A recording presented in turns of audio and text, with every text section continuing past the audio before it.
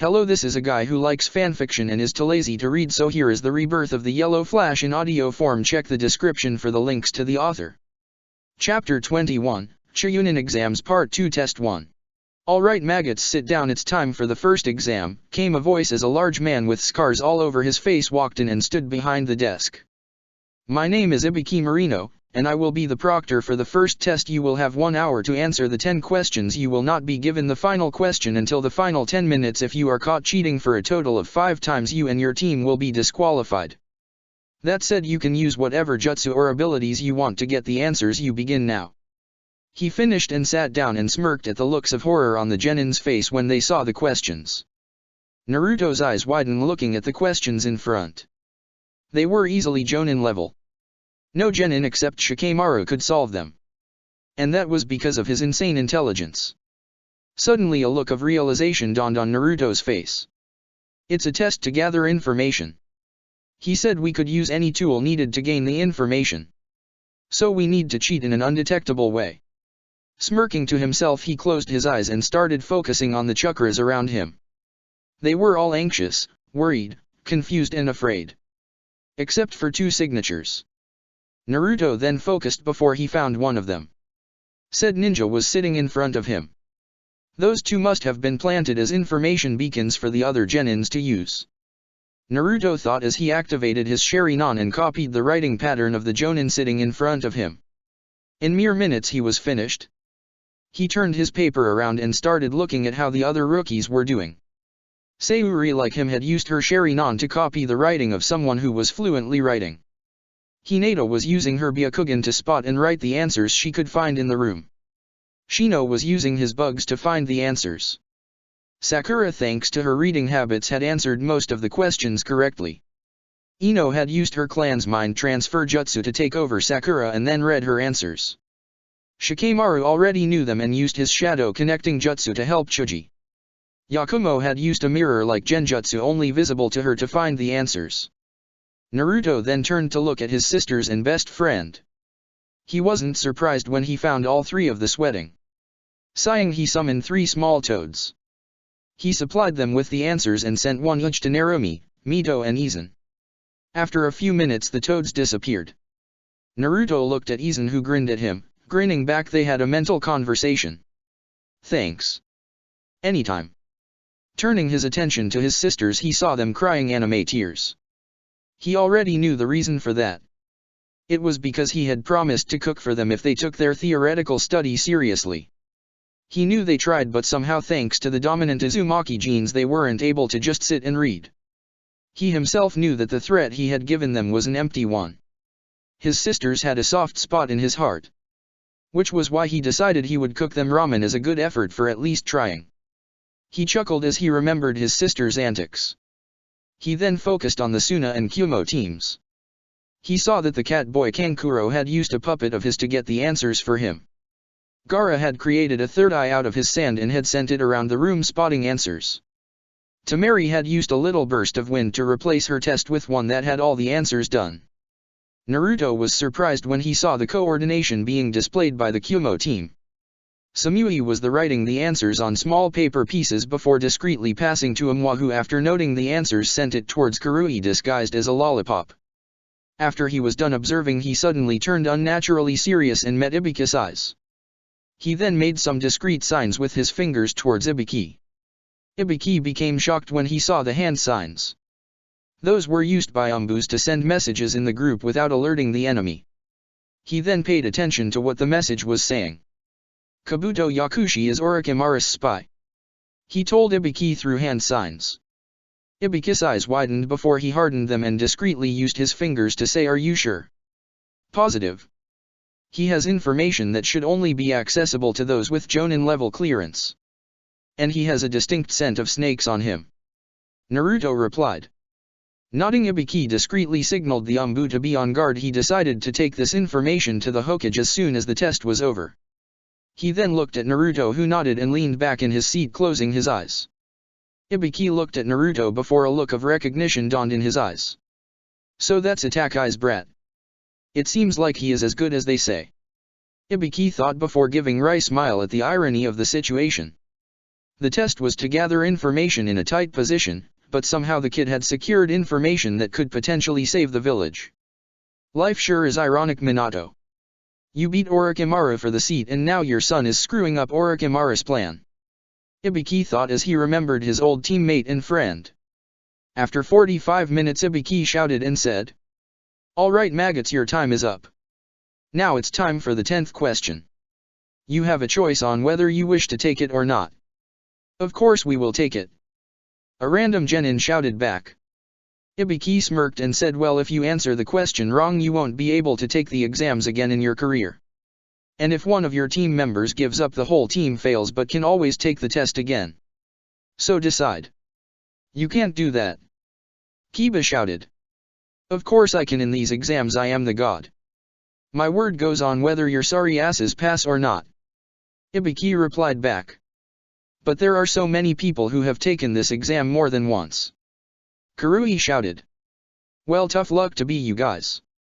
Now you decide whether you will take the question or not," Ibiki replied with a smirk.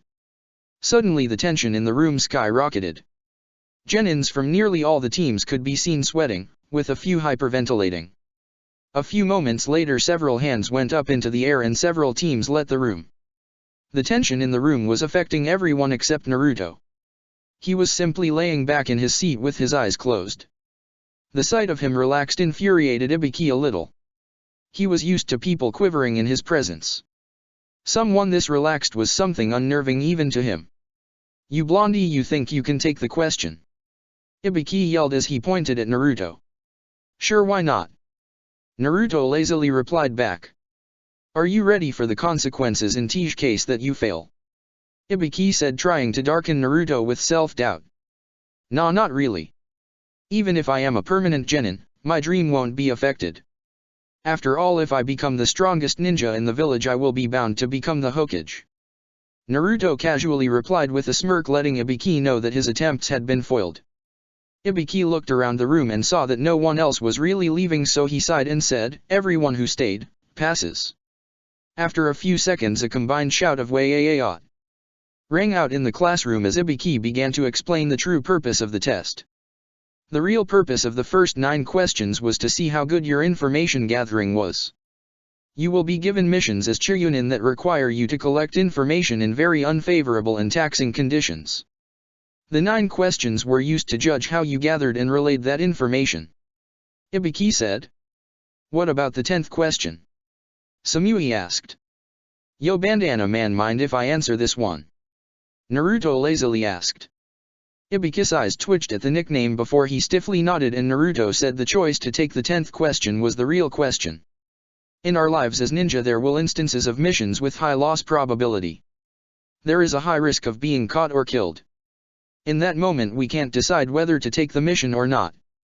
So we should always be ready to take risks. Ain't that right, bandana man? He is correct. However, removes bandana revealing a scarred head, one should be mentally strong. If you are caught by enemy shinobis they will torture you to the bone to find information.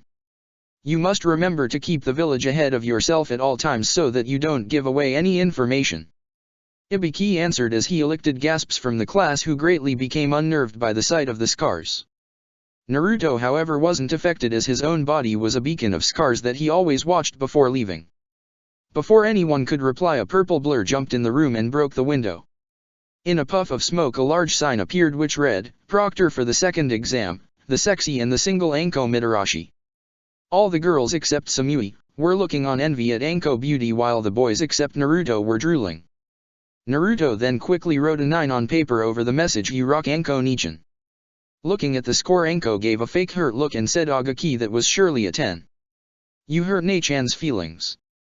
Nichan, that point got knocked off because you were early. And don't sell yourself short, a 9 is amazing." Naruto replied, looking at his crazy older sister of a figure who had trained him in evasion when he was a kid. "Agaki, you sure know how to cheer me up." "Oyabiki, I am not early, am I?" she asked. "Yup, you are early again, Anko," he said as Anko blushed in embarrassment and Naruto snickered. Anko shushin straight to him and bunked him on the head. "Ah, what was that for, Nichan?" Naruto asked as he rubbed his head. The closeness shared by the two didn't go unnoticed by the room, as more than one girl had their eyes narrowed at Anko. The twins didn't like the idea of having a crazy snake lady as an older sister. Anko's dressing went against the Hyuga code which Hinata frowned upon. Sayuri looked aloof. She had become even more distant after she had confronted Naruto in the wave. Nowadays she remained stoic most of the time and the only person she talked to was Kakashi. Even Samui had narrowed her eyes at Anko, but even she herself didn't know the reason why. It was an involuntary reflex. She needed to talk to a few people regarding this. That was for laughing at me, you brat, Anko said with a grin. Naruto just smirked mischievously, causing Anko to go on the defensive as he said, now Nichan, maybe I should tell. He however was cut off when Anko slapped a hand on his mouth. She then looked around the room and awkwardly chuckled saying, it's nothing, don't worry about it. Anko then glared at Naruto who gave her an innocent smile. After a few seconds her eyes softened up and she ruffled his hair affectionately before moving to the front of room and counting the number of teams. Turning to Ibiki with a shocked look on her face she said, damn Ibiki, 28 teams, you must be going soft. Not all, we have a much better crop this year round. Ibiki replied. No matter, by the time I am through with them they will be cut down by half. Anko said before turning to the genins. She then shouted and said, alright maggots, meet me at training ground 44 in 20 minutes. You will be disqualified if you get late, she said as she jumped out of the window. Naruto sighed before moving to his sisters. He then ushered the three of them near the genin meeting point. 20 minutes later all the genin had arrived and were awaiting the instructions. Suddenly Anko appeared and said, welcome to the venue of the second part of the exam. It's my personal playground called the Forest of Death.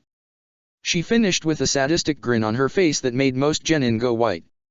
Enjoying the look on the faces of the genins she said, all of you except you blonde, points at Naruto, will be given either an Earth Scroll or a Heaven Scroll.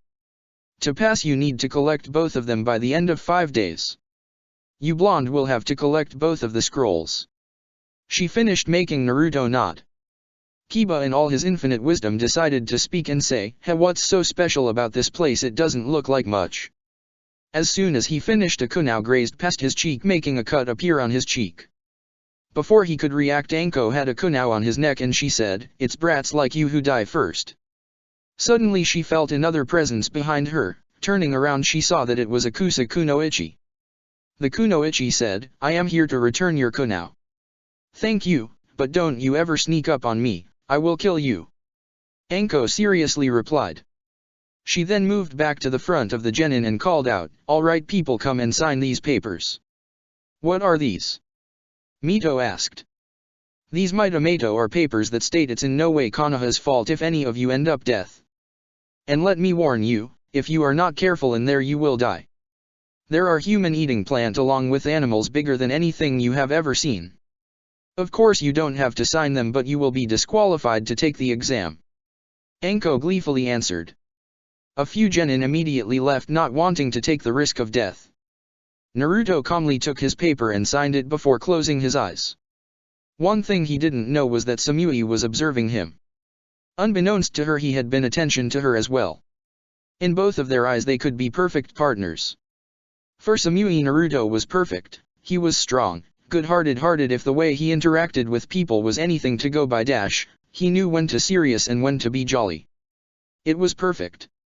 For Naruto, Samui was the ideal kunoichi. She was strong, had a calm and collected personality and was beautiful beyond measure. Both of them hoped to get to know each other better in the future. Soon the genins left to go to their respective entry sites. As soon as the gates were opened all the genin rushed inside, hence beginning the second part of the Chunin exams. Chapter 22, Chunin Exams Part 3 Forest of Death. All the genins were rushing into the forest hoping to find the scrolls they required as soon as possible. All except Naruto, who stopped running 100 meters into the forest. He bit his thumb, drawing a little blood before going through hand signs and slamming his hand on the floor and shouting, summoning jutsu. 2 toads appeared in puffs of smoke. Both of them were as tall as Naruto was. One was a yellow toad with red markings on his body. He had a look of airiness in his face. His cheeks were also chubby in looks. The second toad was red in color and had purple markings on his face. They were two of Naruto's best friends and his personal summons. They were the only ones who knew of Naruto's work in recreating his dad's fabled jutsus. You guessed it, they were our favorite summons of all time, Gamatsu and Gamakaki. Yo bro, why did you call us here? Kichi curiously asked.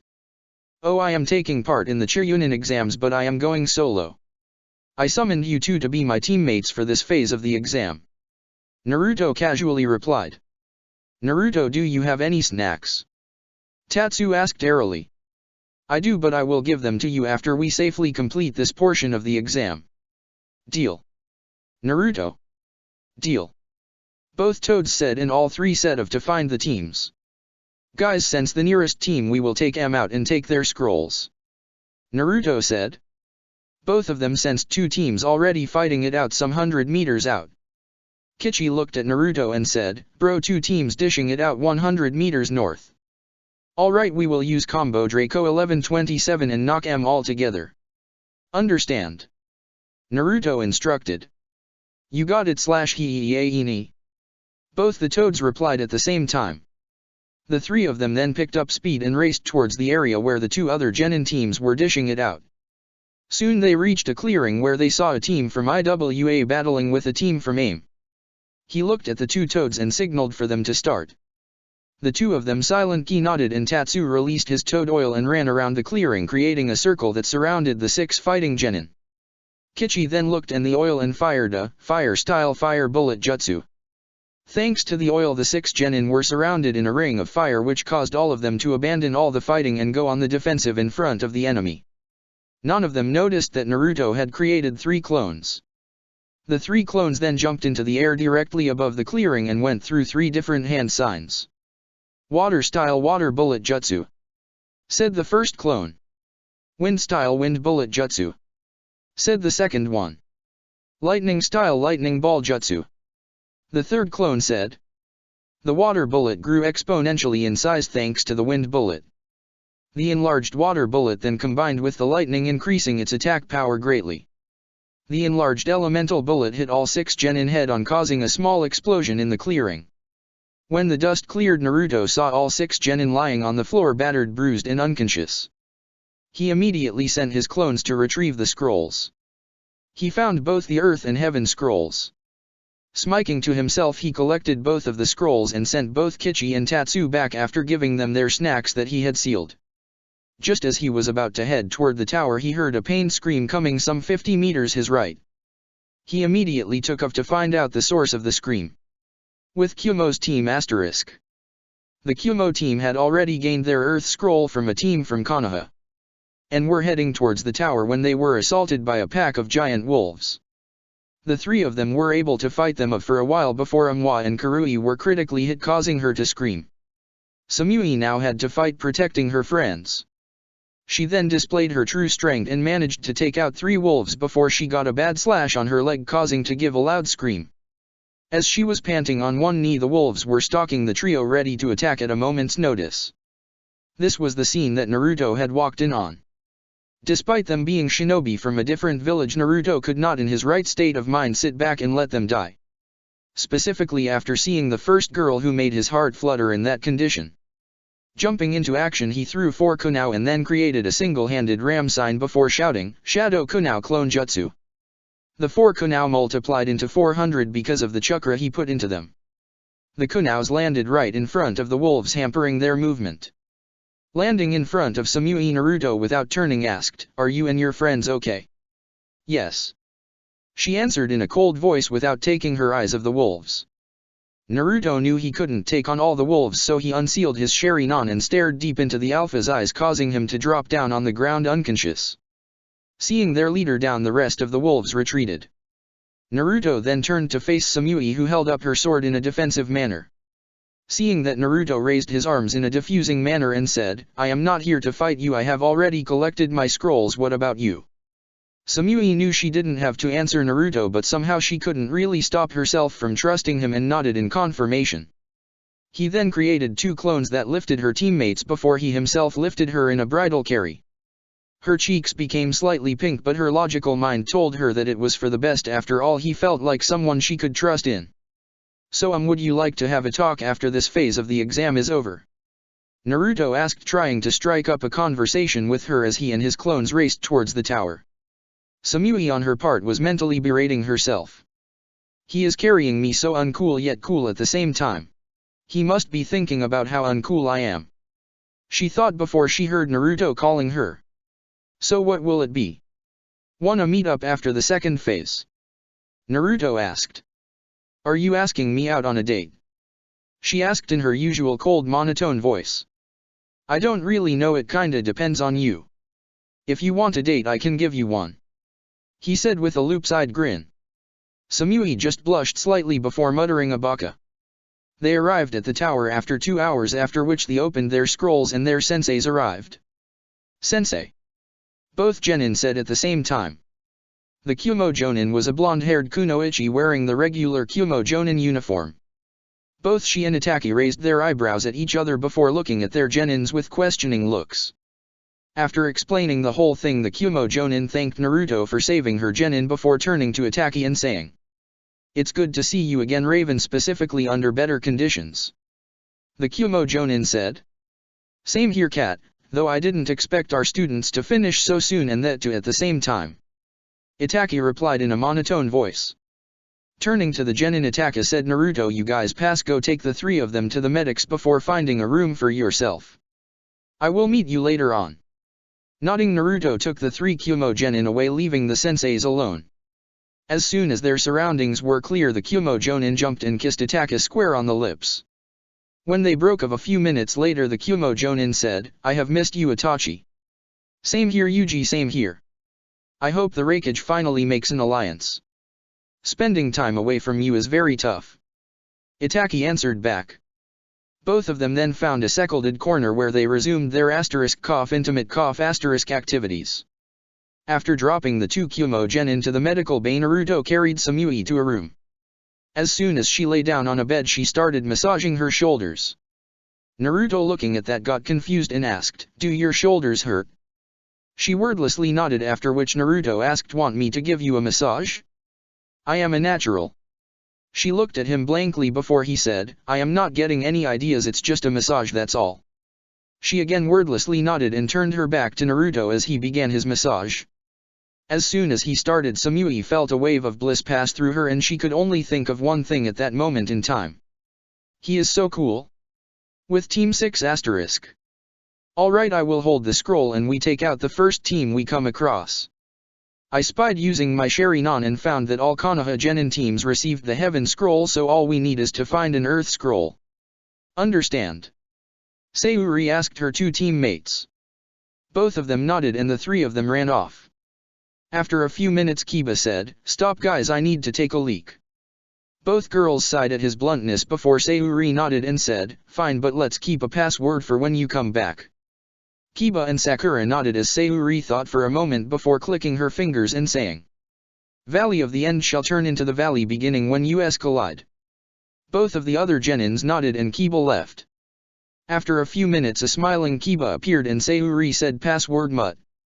For some reason Kiba didn't mind and said, Valley of the End will be the valley of the beginning when US collide. As soon as he finished, both Sayuri and Sakura attacked him, sending him flying into the tree. They then used a ninja wire to tie him to a tree. The unconscious Kiba faded away and AIM Shinobi was seen. Suddenly 2 figures jumped out of the trees and were about to attack Sayuri and Sakura when Fang over Fang. Kiba's voice called out as 2 spiraling white tornadoes hit the attackers, sending them crashing into the ground, knocking them out. Kiba smirked and looked at the amused faces of the other genins before saying, We got them good, didn't we? We sure did. Sakura said as Sayuri gave her usual HN as a response. After collecting their scroll, all 3 of them started running toward the tower when they were hit by a very strong wave of ki. It was much stronger than when they had faced Zabuza and immediately sent the 3 of them onto their knees. From the ground, Akusa Kunoichi appeared and chuckled at the 3 shaking genin in front of her. She then released a little more killing intent and all 3 genins were now seeing visions of their deaths. It wasn't a genjutsu, it was pure killing intent, it couldn't be dispelled. Same as manga. Orochimaru kicks their asses. Just then Orochimaru extended his neck and was about to bite Sayuri to red blurs appeared and hit him back. Team 7 landed in front of Team 6 ready for battle. Looking at them Sayuri stuttered out, "Run, he is on a whole other level." Both Mito and Narumi channeled Kyuubi's chakra and entered their two-tailed states, which was the limit of their current control, and stood in front of Orochimaru ready to fight. "Also the Kyuubi brats are here. Now this should be a little interesting." "Ku. Orochimaru said. Both Mito and Narumi attacked him at the same time, with Hinata trying to heal the others. Orochimaru was simply dodging their every attack. They may be high-level Churyunin, but they right now could not keep up with someone of the Sannin. Soon Orochimaru summoned two snakes that restrained both Mito and Narumi, and he then applied the Gyagofun on their seals and then bit Sayuri, branding her with the curse mark of the heavens. Just as he applied the Gyagofun, Naruto felt something in his seal shift. He guessed that something must be linking his and his sister's seals. Meaning if his was acting up, something had happened to his sisters.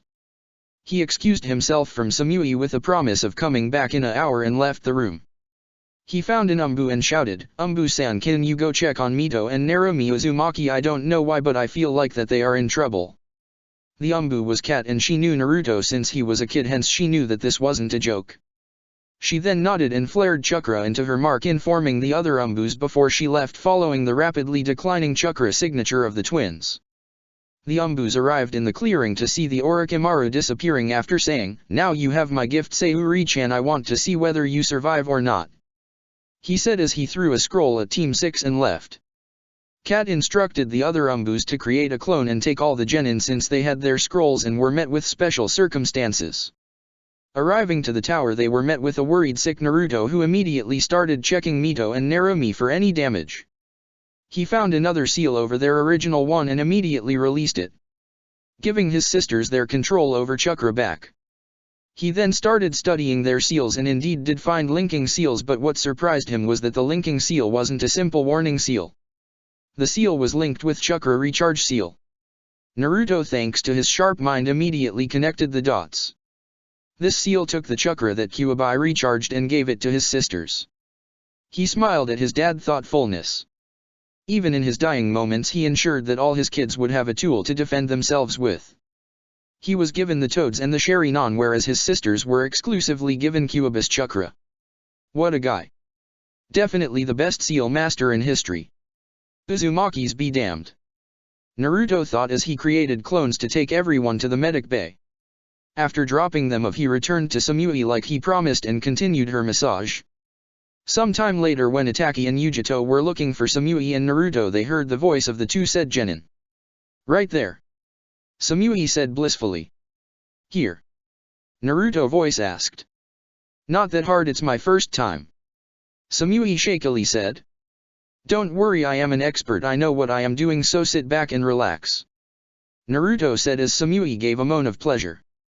Having enough, both the Jonin decided to catch the genin in the act and opened the door. They saw Samui laying down on the bed with her back towards Naruto, who was giving her a massage. Both the genins looked at their senseis in a confused manner. Both the senseis awkwardly whistled and left them to what they were doing. Samui blushed a little as she understood what the two Jonins had presumed. Naruto, on the other hand, with all his infinite wisdom, looked confused as hell. Time skip 5 days *. During the 5 days at the tower, both Samui and Naruto had bonded in a strange way. They had become friends. Naruto gave her a massage, then they would lay on the same bed and talk for hours. Both of them were internally conflicted. They both knew that they had feelings for each other but didn't know how to project them. Being from different villages that had no alliance didn't help their cause. Both of them learned several things about each other. Samui told him about her hot-headed brother, who was her polar opposite. The fact that she had been personally raised by the Yondaime Raikage after his best friend and her father had died on a mission 8 years ago. Naruto told her that people hated him as a kid because of his whisker-like marks on his face. He told her of the attack and how he grew up and trained on his own until he became a genin and then finally Itaka's apprentice. Needless to say, both had started feeling a pull towards each other. It was like a red string of fate. The time had gone by rather quickly. A total of 12 teams had made it to tower. including the Suna team, the Kumo team, the Rookies, and several other Konoha teams. As they were waiting in the hall, the Hokage began a speech outlining the use of the Chunin exams as a replacement for War and Genin's Dai in the third part of the exam. After that, it was announced that as the number of Genins who passed were too great for the third exam, so it was announced that a preliminary third round was to take place before the official final exam began.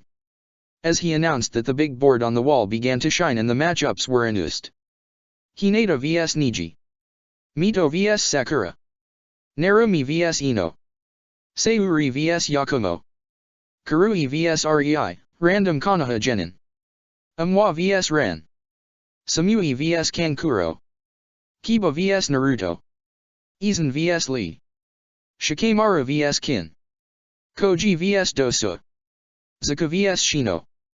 Tamari vs Tenten. Gaara gets a free pass after several other Genins dropped out of the test. Chapter 23, The Preliminary. Will everyone except Niji Hyuga and Hinata Hyuga leave the arena and head to the waiting rails? Also, all the clan heads will be watching the prelims, announced Hayate the proctor. This news was a little surprising, but everyone nonetheless complied. Most of the Genin were excited. Both Hinata and Niji stared at each other. Both of them knew that Niji was stronger of the two, and if they fought he would undoubtedly come out as the winner. But she also knew that she needed to win in order to remain in the good books of her father and her family's council. After the match was started, Niji activated his Byakugan and said, "You should give up, Hinata-sama. We both know that fate has decreed me to the winner today." Niji said, "Yes, I know that you are stronger than me, however I will win this match." Fun. Hinata finished with a shout, and immediately Niji grabbed his head and screamed in agony. Naruto immediately activated his Sharingan and was surprised when he saw that there was seal on Niji that was sending harmful waves of chakra into his brain. If it didn't stop soon, he would die. He immediately jumped into the ring and pointed his blade at Hinata's neck and in a cold voice said, "Stop right now, the battle is over. Leave." Hinata was heartbroken that Naruto of all people had threatened to kill her. For what a branch member. Maybe he was just a useless peasant unworthy of a Hyuga. She just humphed and said Kai, causing Niji to stop screaming, but he was still clutching his head in pain and was twitching. Naruto sheathed his sword and nodded to the proctor, who announced, "Winner of the first match, Hinata Hyuga." Naruto then moved to Niji before helping him stand and then taking him to the medical ward. Once there, he saw the doctor and nurses who were kind to him. He guessed it was to ensure he was healed. Naruto helped the doctors lay Niji on a bed before he said, "I am going to apply a seal on him that should help reverse the damage on his brain."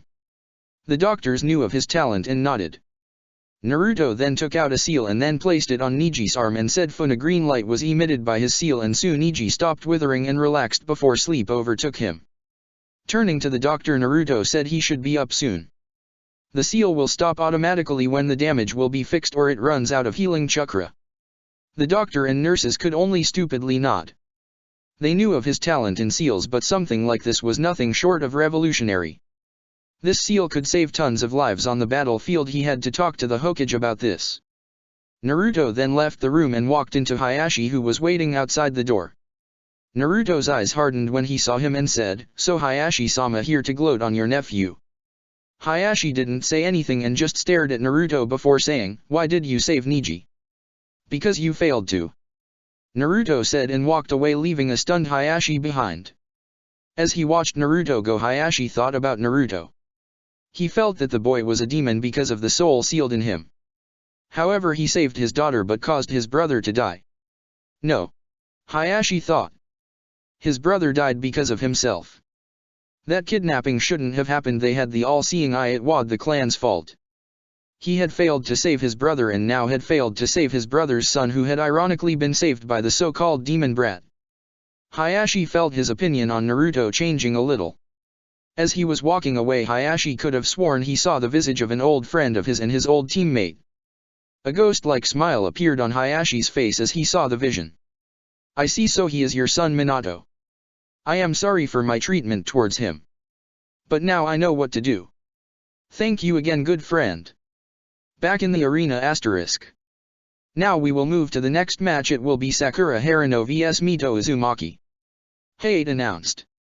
As Mito was about to enter the field, Naruto whispered to her and said, She is a specialist in genjutsu. Break free from the first one and then check for a second before using your speed and knocking her out. Mito nodded and smiled at the advice before jumping the rail and landing in front of Hayate as they waited for Sakura, who arrived a few moments later. Begin. Hayata said as Sakura immediately went through hand signs for casting the misdirection genjutsu, which Mito immediately dispelled before going on the offensive. Using her speed, she went behind Sakura and delivered a chop on her neck, knocking her out. The winner of the second match is Mito Uzumaki. Will Narumi Uzumaki and Ino Yamanaka please come into the field? Hayate announced as the medics took Sakura away and Mito returned to the stands and high-fived Naruto, Narumi, and Hinata. After which Narumi was about to jump the railing when Naruto whispered to her, "Don't stand on one spot and she won't be able to use her clan jutsus. After that get in and end it. She doesn't train, so a normal punch will be enough." Narumi smiled at her brother's advice before nodding and doing the same entry as her twin before her. Before the start of the match, Ino tried to trash talk to make Narumi lose her cool. "You should give up, you know. Being a part of the Uzumaki clan or not, you can't defeat me," Ino said, trying to rile Narumi up, who was now wearing a sweet smile. "Oh boy." Naruto, Hinata and Mito simultaneously thought. They all knew what that face entailed. Ino was in for it. As soon as Hayate signaled begin, Narumi went through several hand signs before shouting, "Water-style crashing water wave jutsu." A large torrent of water had erupted from the ground before hitting an unsuspecting Ino head-on, sending her crashing into a wall, knocking her out. Everyone's sweat dropped at the ease the match was over in. As Hayate raised his hand and said, "Winner of this match Narumi Uzumaki." As soon as that was announced, Kushina from the clan head's side shouted, "Those are my daughter's databane." The outburst caused most of the clan heads to facepalm, whereas people who interacted with Kushina on a daily basis chuckled in amusement. Now I would request both Sayuri Uchiha and Yakumo Kurama to please enter the field," Hayate announced. Sayuri just humped and jumped over the railing and into the field. Yakumo took the scenic route into the field as she walked into the field to face her opponent. She was low on chakra as she had to use several taxing genjutsus during the 5 days and knew that her only chance to win was through taijutsu. Unbeknownst to her, even Sayuri was having similar thoughts thanks to the curse that Orochimaru had branded her with. Both of them eyed each other warily before jumping at each other after being signaled to begin. It was clear within minutes that Sayuri was the superior one when it came to taijutsu. Yakumo knew that she would lose as her stamina was dwindling fast and she would be unconscious in the next bout. Sayuri on the other hand was relatively fresh and then channel a very minute amount chakra into her feet, causing her mark to tingle but not be overly affected. In a burst of pace she caught Yakumo off guard before sending her into the air. Sayuri using a similar burst jumped into the air before shouting, "Lion's Barrage," and sending Yakumo hard into the ground, rendering Yakumo unconscious. Winner of match 4 Sayuri Uchiha, announced Hayate. As soon as he said that, Kakashi urshined into the field and took Sayuri with him. As they left, even Mikoto stood up from the clan head's seats and left to visit her daughter, and to be with her during the sealing of her curse mark. "I would like to call Karui and Rei to come into the field for round 5. Hayate announced. Karui, being the hot-headed kunoichi, she was jumped over the rail and gracefully landed on the field waiting for her opponent. To her surprise, her opponent entered the field the same way she had done so. Both of them took their stances. Karui using her Kenjutsu stance and Rei using her Taijutsu stance. And both jumped towards each other the moment Hayate signaled them to begin. It was soon clear that Rei was stronger of the two kunoichi and relied more on her strength, with Karui being the exact opposite, as her Kenjutsu style relied more along the lines of fast-paced and accurate attacks. Karui soon channeled her lightning chakra and surprised Ren, who had yet to start elemental manipulation. She fired 2 quick fire sea lightning jutsus, forcing Rei to jump back into the air. Karui then used this opportunity and slashed her on the back, sending her thumping into the ground and finally becoming unconscious. Karui panted. Rei had been the worst opponent for her. They were exact opposites of each other. The match had been taxing and Karui was on her last legs as she climbed the stairs to the stands. Winner Karui of Kumo. Now would Samui of Kumo and Kankuro of Suna please step up, Hayata announced. Samui walked down the stairs and onto the field with the grace of a sharpened katana that cut through the air. She had an air of authority around her, and the coldness in her attitude seemed to resonate to her opponent, who was slightly shaking. The reason was that a visage of a giant tigress could be seen coming of Samui. As soon as the match was signaled to start, Samui went through a number of hand seals before shouting, "Lightning style, lightning wolf." Naruto watched on in interest. He knew this jutsu as he had copied it back when he fought the Kyumo Jonin. He was really impressed at the execution of the said move. Samui pulled it off perfectly and didn't even look winded. Which was a surprise for Naruto, as the move she had pulled was near mid-A rank. No genin should have enough chakra for that. Well, no ordinary genin for that fact. Kankuro however dodged the move before throwing several kunao at Samui.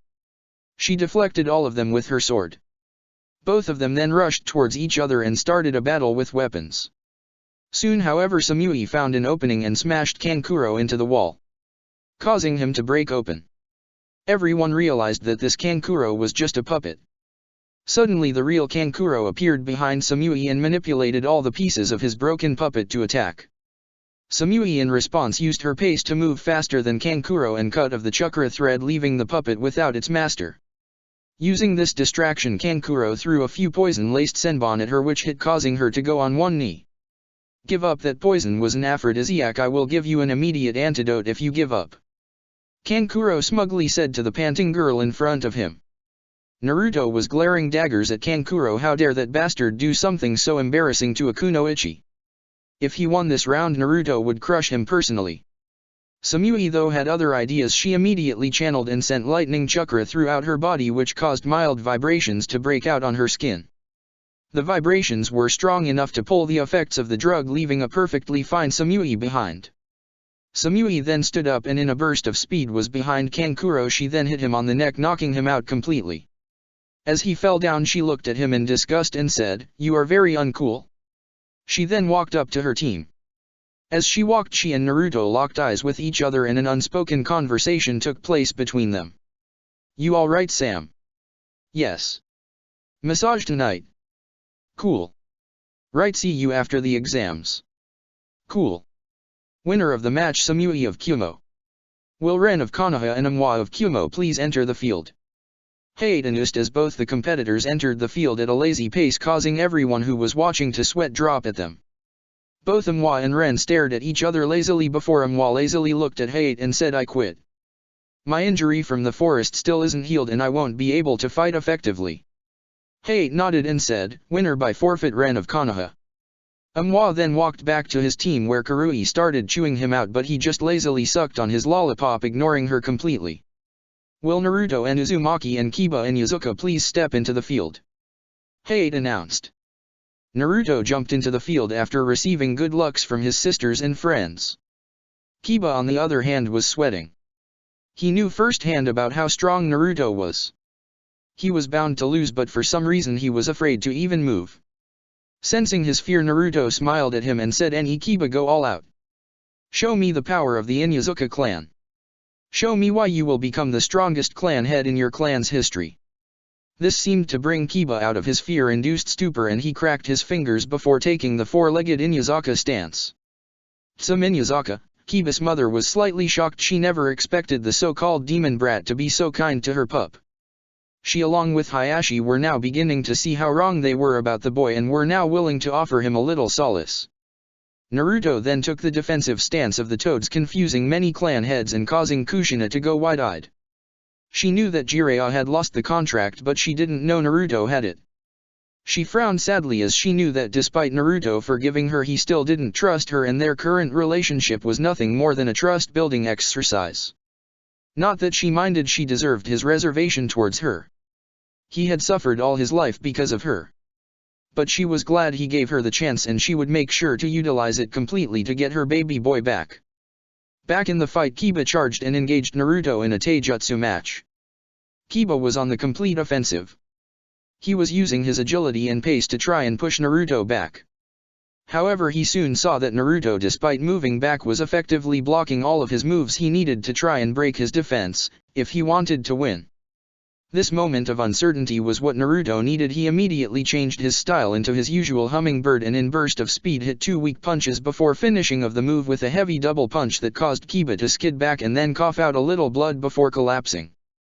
Naruto was still in the same position and muttered, "Hummingbird secret art double decapitation."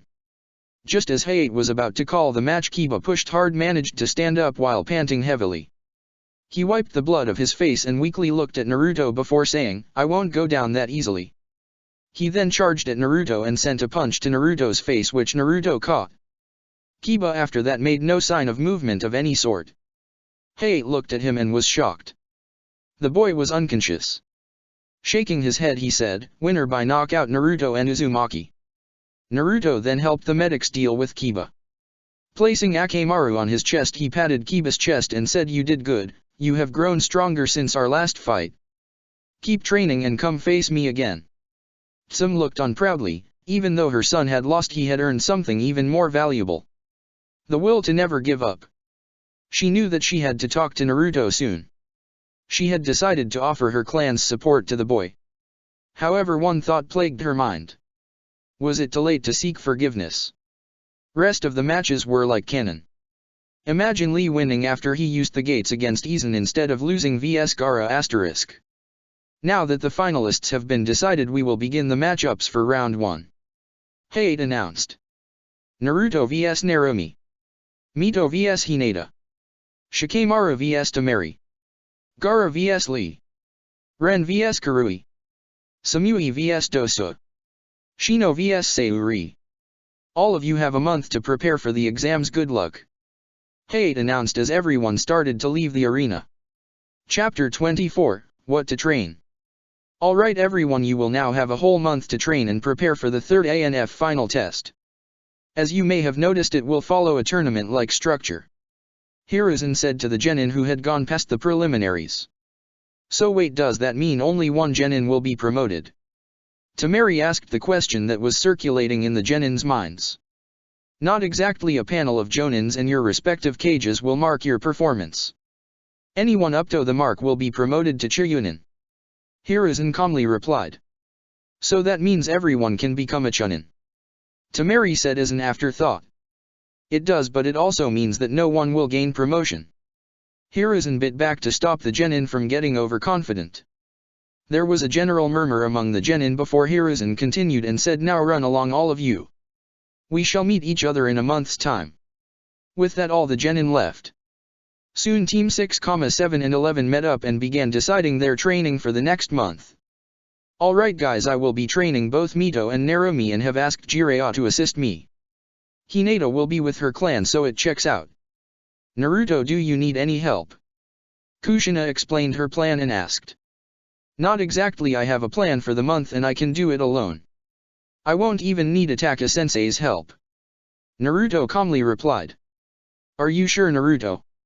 Itaki asked in a monotonous voice, however if you knew him well enough you could see the worry on his face. Yeah, I am. In fact, I will be out of the village for a month in a secret training ground that I found a while back. Naruto calmly answered. Itaki accepted and nodded as he knew that Naruto had something big planned for the finals, and it was something that would shock everyone. He was brought out of his musings when Mito asked Naruto. "Enai-chan, come on, tell us, what are you going to train in?" she said as Narumi and the rest of the genin looked on curiously. Naruto chuckled before he patted Mito on the head and with a wink said, "Secret." Mito and Narumi both pouted but let it go. It was then that Kakashi spoke and said, "I will be training Sayuri for the month. Hopefully she will be more than ready for the exam by the end of the month," he said as Sayuri hned in approval.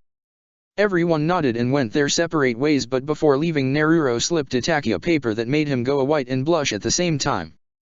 "Sensei, go tell Ayaman that Kumo Jonin how you feel for both of them. If you don't and they find out by any other source, aka me, it will be disastrous, so put on your game face and make me proud." Sighing, Itaki summoned a crow and said to him, "Go bring both Yujito and Ayam to the Hokage monument. I need to speak to both of them." The crow nodded before disappearing in a poof. Itaki sighed before he made his way to the Shodaime Hokage's face. After a few minutes of wait, Yujito appeared in a shuershin and looked at him with a confused look that only increased when he mouthed a wait. A few minutes later, Ayam was seen running up to the duo. Itaki looked at both of them blankly before he began his explanation of how he fell for Yujito during their Chunin exams and then later on for Ayam when she cooked. He came in blunt and straight with his feelings. He told them that he loved both of them equally and wasn't able to stop his heart falling for them. He ended his confession by saying that he understood if they hated him and would not hold it against them if they wanted to leave. However, both of them then moved up to him and simultaneously moved up to and kissed on the cheek. In that moment no words were said. A mere look into each other's eyes was enough to relay what they felt for each other. Itaka then grabbed both of them and disappeared in a Kroshu Urshin. From a distance Naruto and Samui were watching the trio with a grin and a smirk. "You are right, that was cool," Samui said with a small smirk. "I told you so, didn't I? Look at how happy our senseis were," Naruto said with a trademark grin. "Anyway, let's go. You have to give me a massage and tomorrow we will have to begin our training. Are you sure we won't be able to meet up during the month?" Samui asked him as she stood up and left.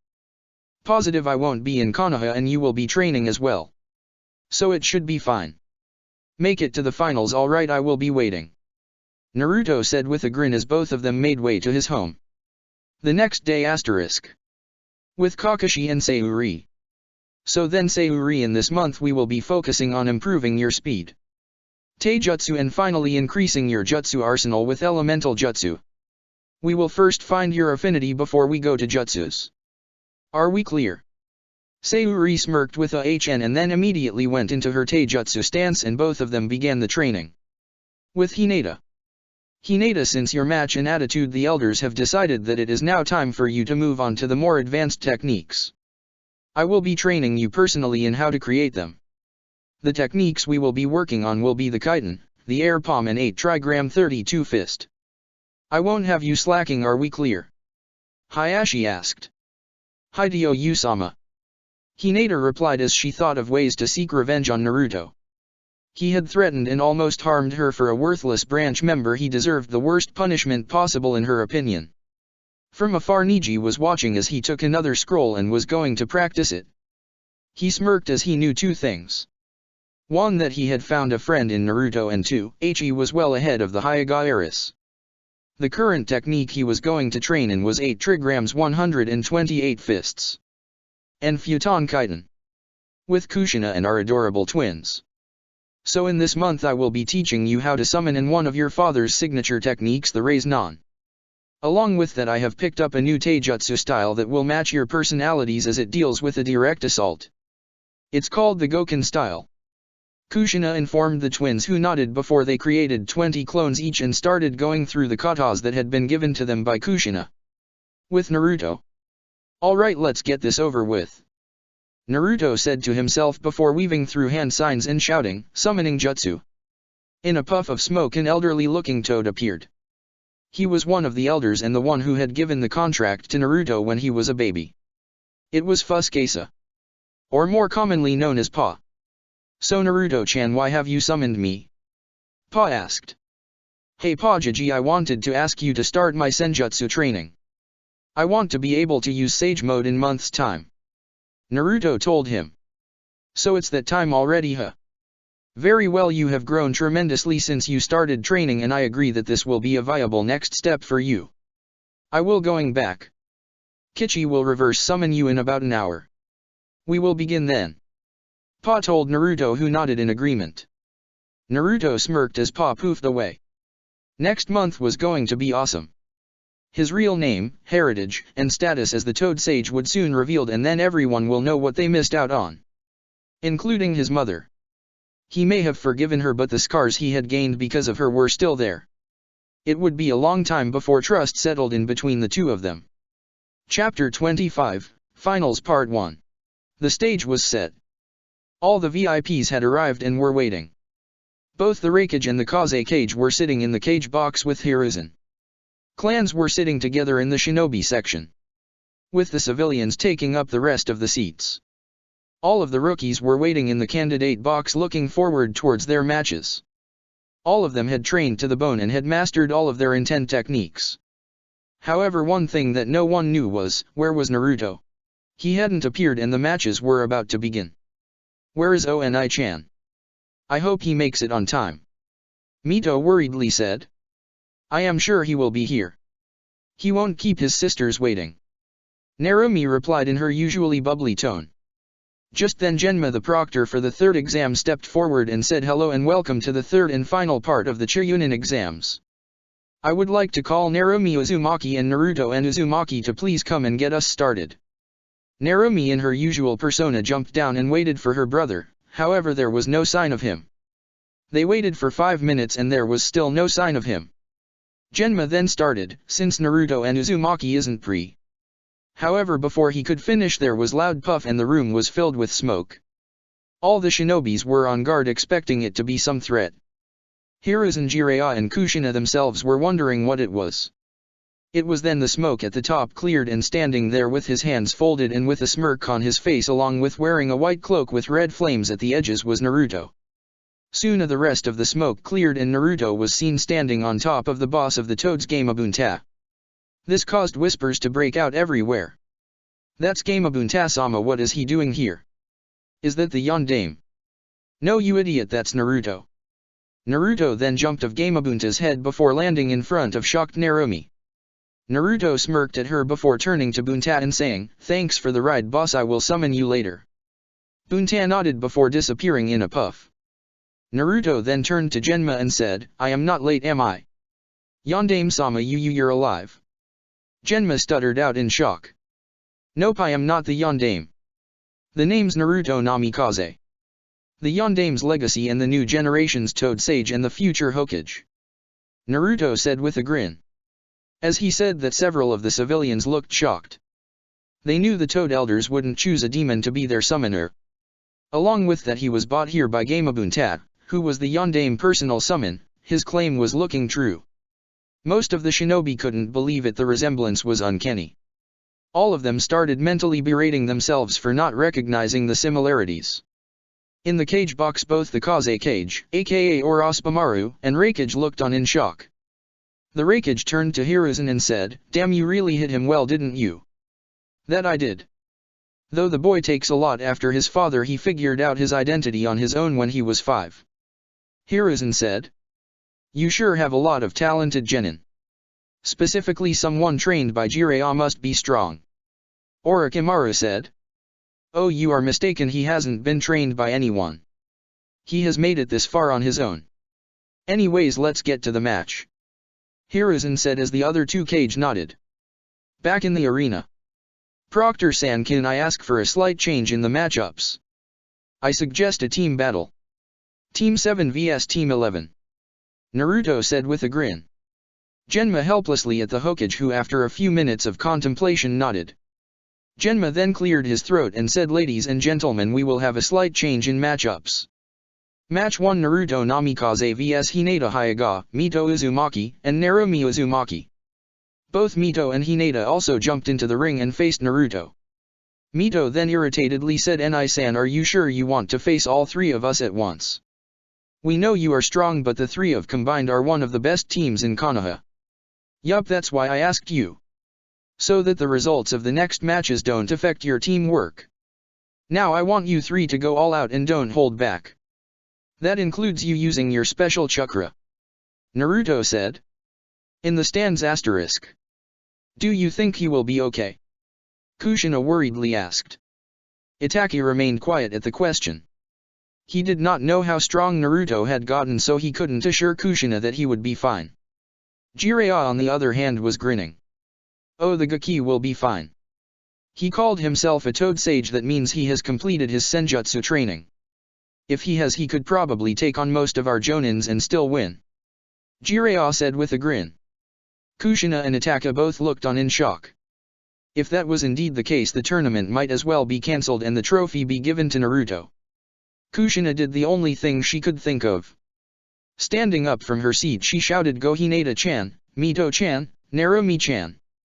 Fight OOO Naruto-kun." Back in the arena asterisk.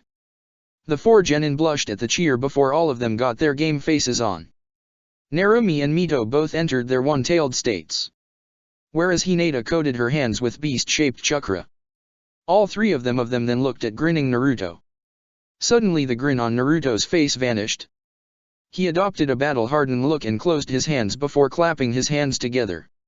Suddenly his eyes turned orange and a red line extended from his eyes all the way to his neck. He then opened his eyes, in which now resembled a toad's. Jirao's eyes widened in shock.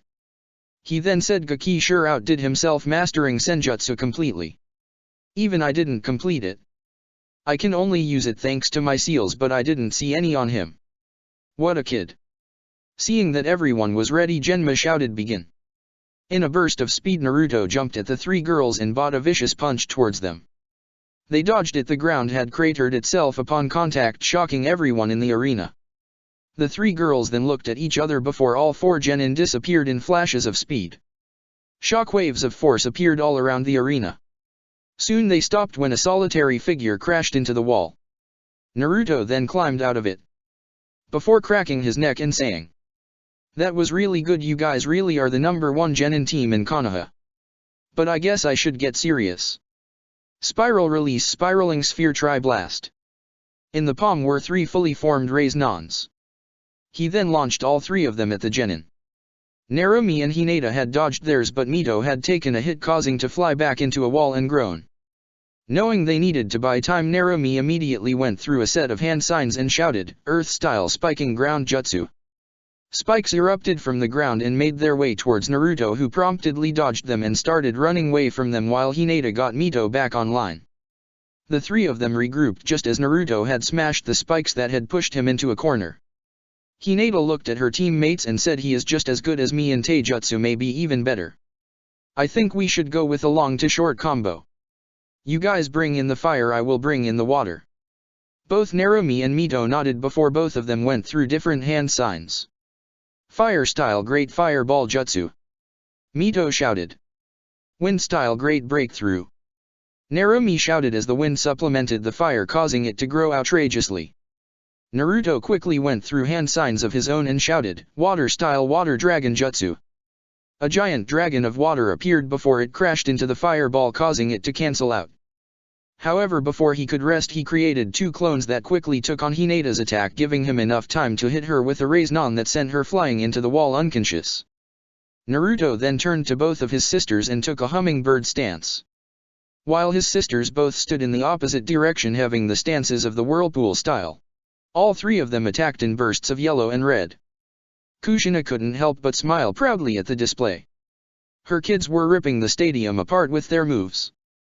They had grown up well. She stood up once again, and this time Kushina joined in as she shouted cheers for her children/godchildren. It was then that both Mito and Narumi went to the next step and entered their two-tailed states. This boosted not only their strength but also their speed and healing ability. This change surprised Naruto, and it caused him to get hit by a strong kick that sent him crashing into a wall. He groaned a little before cracking his neck. It seemed he needed to up his game if he wanted to win. Activating his Sharingan, he decided to even the playing field. Using his eyes, he was able to keep up and counter the attacks of his sisters. However, they were moving way too fast for him to attack or fire jutsus. Deciding that it was the best time to go all out, Naruto quickly activated his chakra chains that erupted from the ground and captured Mito. Naruto rushed over to her and applied a chakra suppressing seal on her before knocking her out. Naruto then panted slightly. Using all three of his powers at once was slightly taxing, but after the match he could always use his senjutsu to recover. That was one of its biggest advantages. "So Naruchan, you are the only one left, wanna continue?" "Sure thing, Nichan," she replied in her bubbly voice. Both of them then engaged in a fast-paced taijutsu battle. The rookies along with their senseis were all looking on in shock. I can understand the other three as they were trained by Kushina-sama, but how the hell is Naruto so strong? Kurane asked in a shocked tone. That Nichan is because he has been self-training using his father's notes ever since he was 5. He reached this level nearly on his own. The only training I am aware of his before Ataka became his sensei is that Hokage-sama gave him 2 jutsu scrolls a year and evasion that I taught him. The rest he has achieved on his own. He is a real prodigy even among prodigies. Anko answered with a proud smile as she saw her younger brother figure rip it up.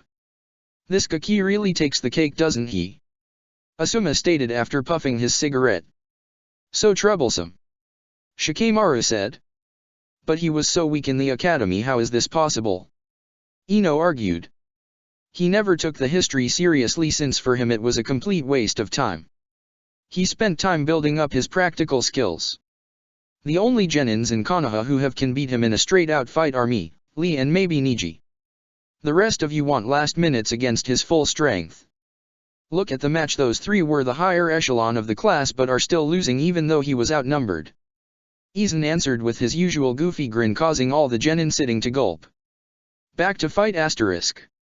Urya. Narumi shouted as she punched forward. Hey! Naruto yelled as his fist connected with Narumi, causing a crater TK form by the mere force of the punches. Both of them disengaged and started a battle of jutsus. After throwing around jutsus for a while, Naruto decided to end it and summoned two shadow clones. All three Narutos started going through different sets of hand seals, with all of them ending with the same seal. All three of them shouted wind/water/lightning style dragon/wyvern jutsu.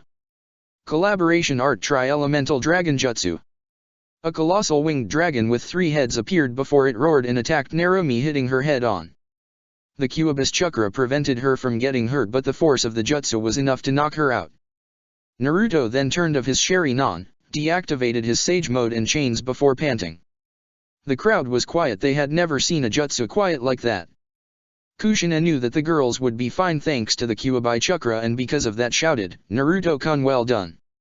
As soon as she did that, the crowd started cheering. It was a wonderful display of skill, tactics and abilities. Naruto, who was still panting, raised a fist in acknowledgement.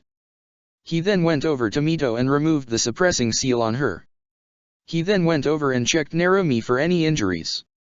He was worried as that was his current strongest jutsu. He then smiled knowing that she was just unconscious. He kissed both her and Mito on the forehead before helping the medical staff take them to the infirmary. In the cage box asterisk.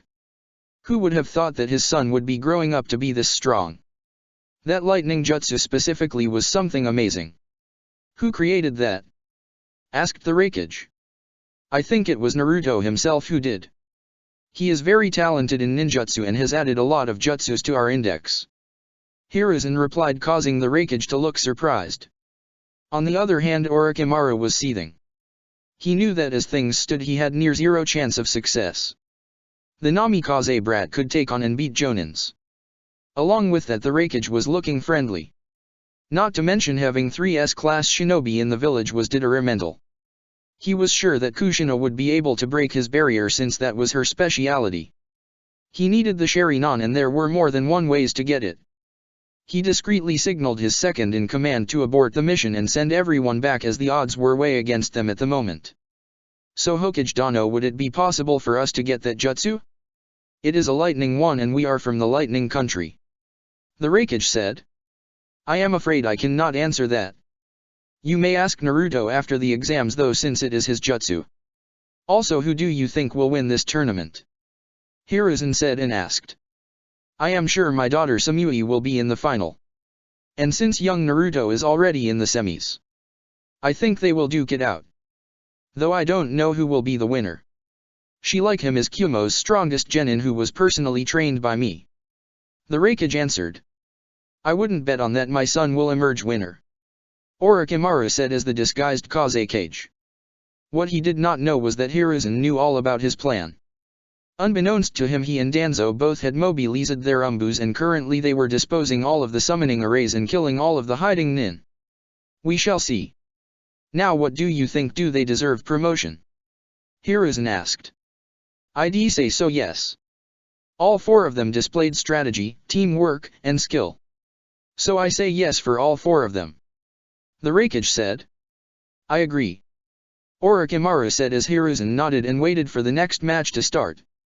Will Subaku no Tamari and Nara Shikamaru please come down to the floor?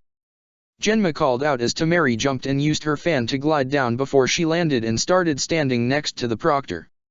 Several moments passed and the Nara hadn't appeared until finally he fell and landed in the ring with a muttering of, "Troublesome blonde." He got up and strolled over to face the fan-wielding Kunoichi. If the last match was a match for the people who loved the flashy and combat-oriented side of being a ninja, this match was for the tacticians, with Shikamaru using brilliant strategies to eventually trap the blonde in his cage main jutsu. As he put her up to force her surrender, he shocked both her and the stands by giving up, stating that he did not have enough chakra to continue and it was way too troublesome all the same.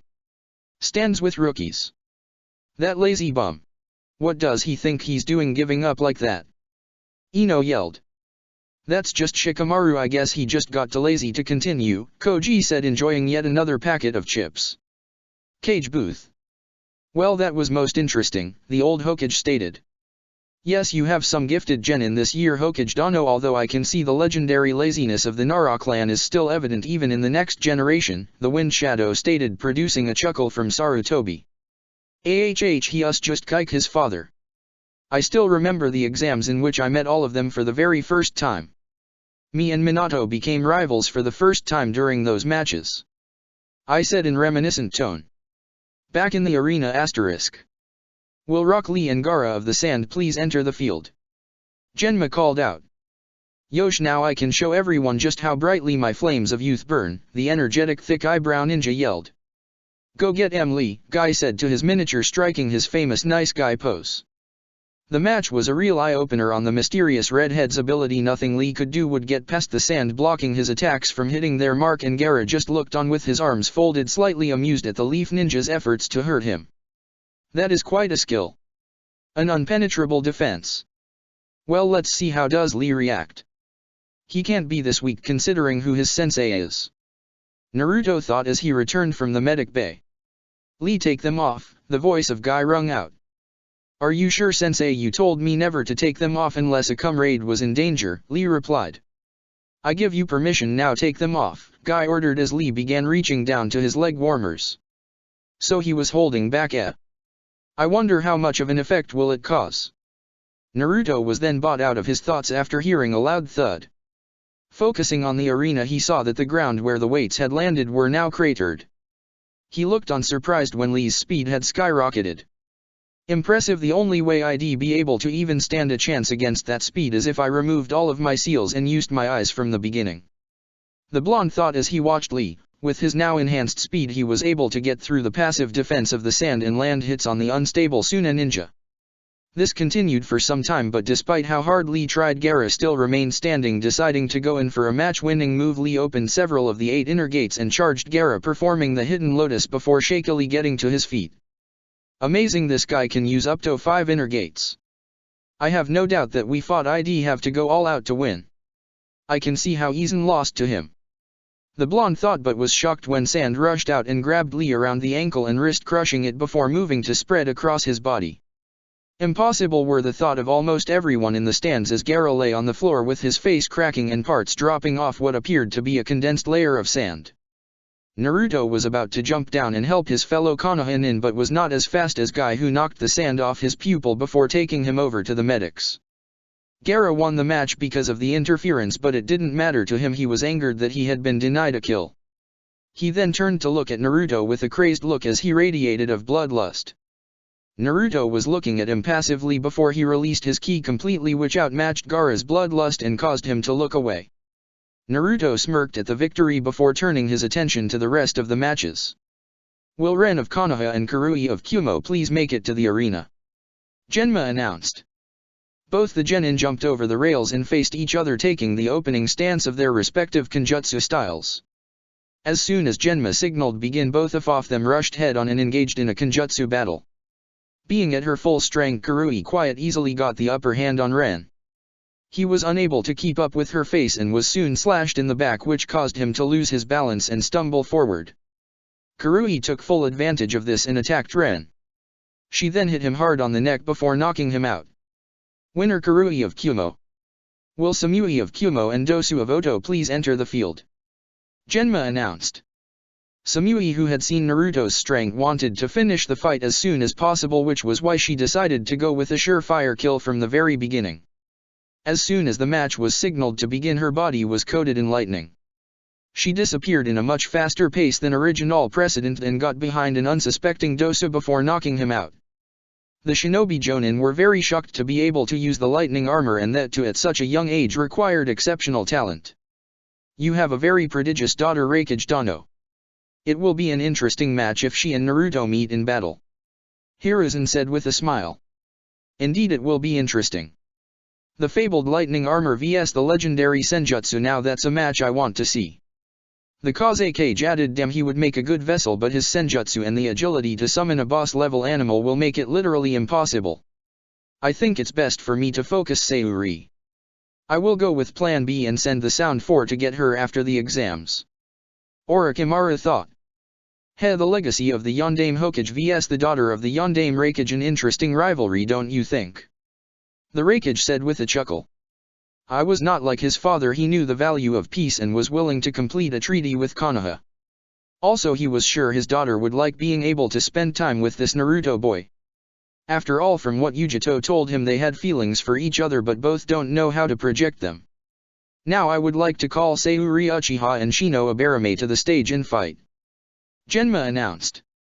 Shino arrived, however there was no sign of Sayuri, who after was right now in protective custody at the Umbu headquarters as a fail-safe for Orochimaru's plan. They waited for a few minutes, after which Shino was announced to be the winner.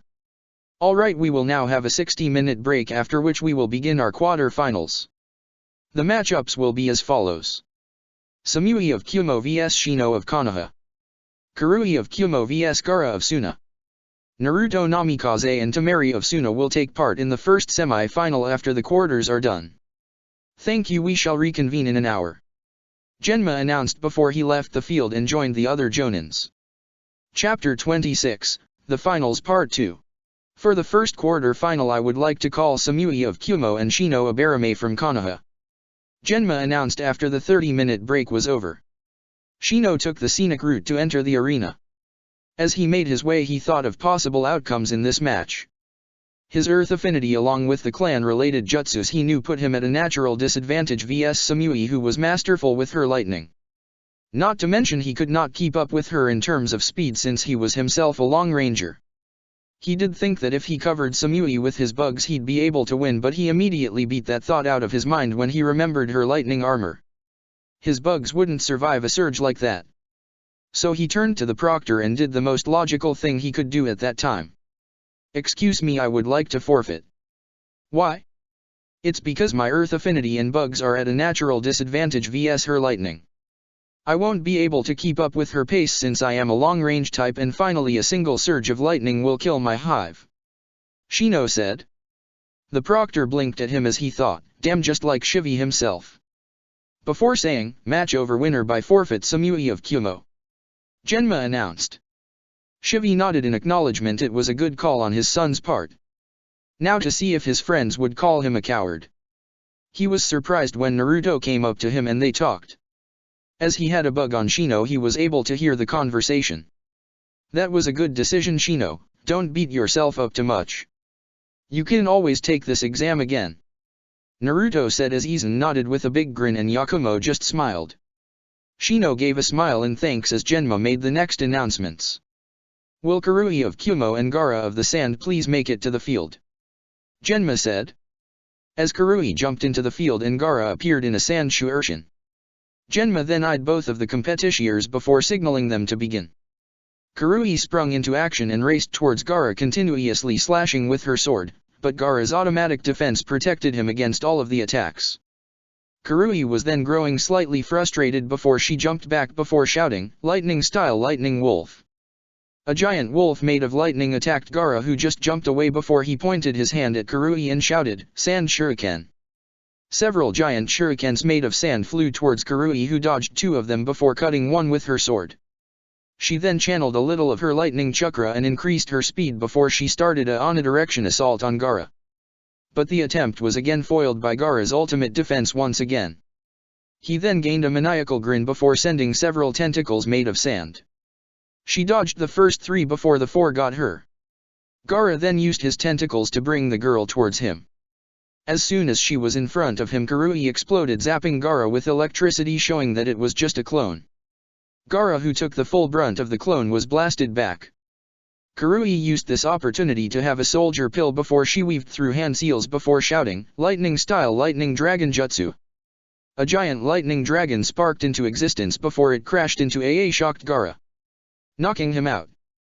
Just then there was slight rumbling sound and a towering figure appeared.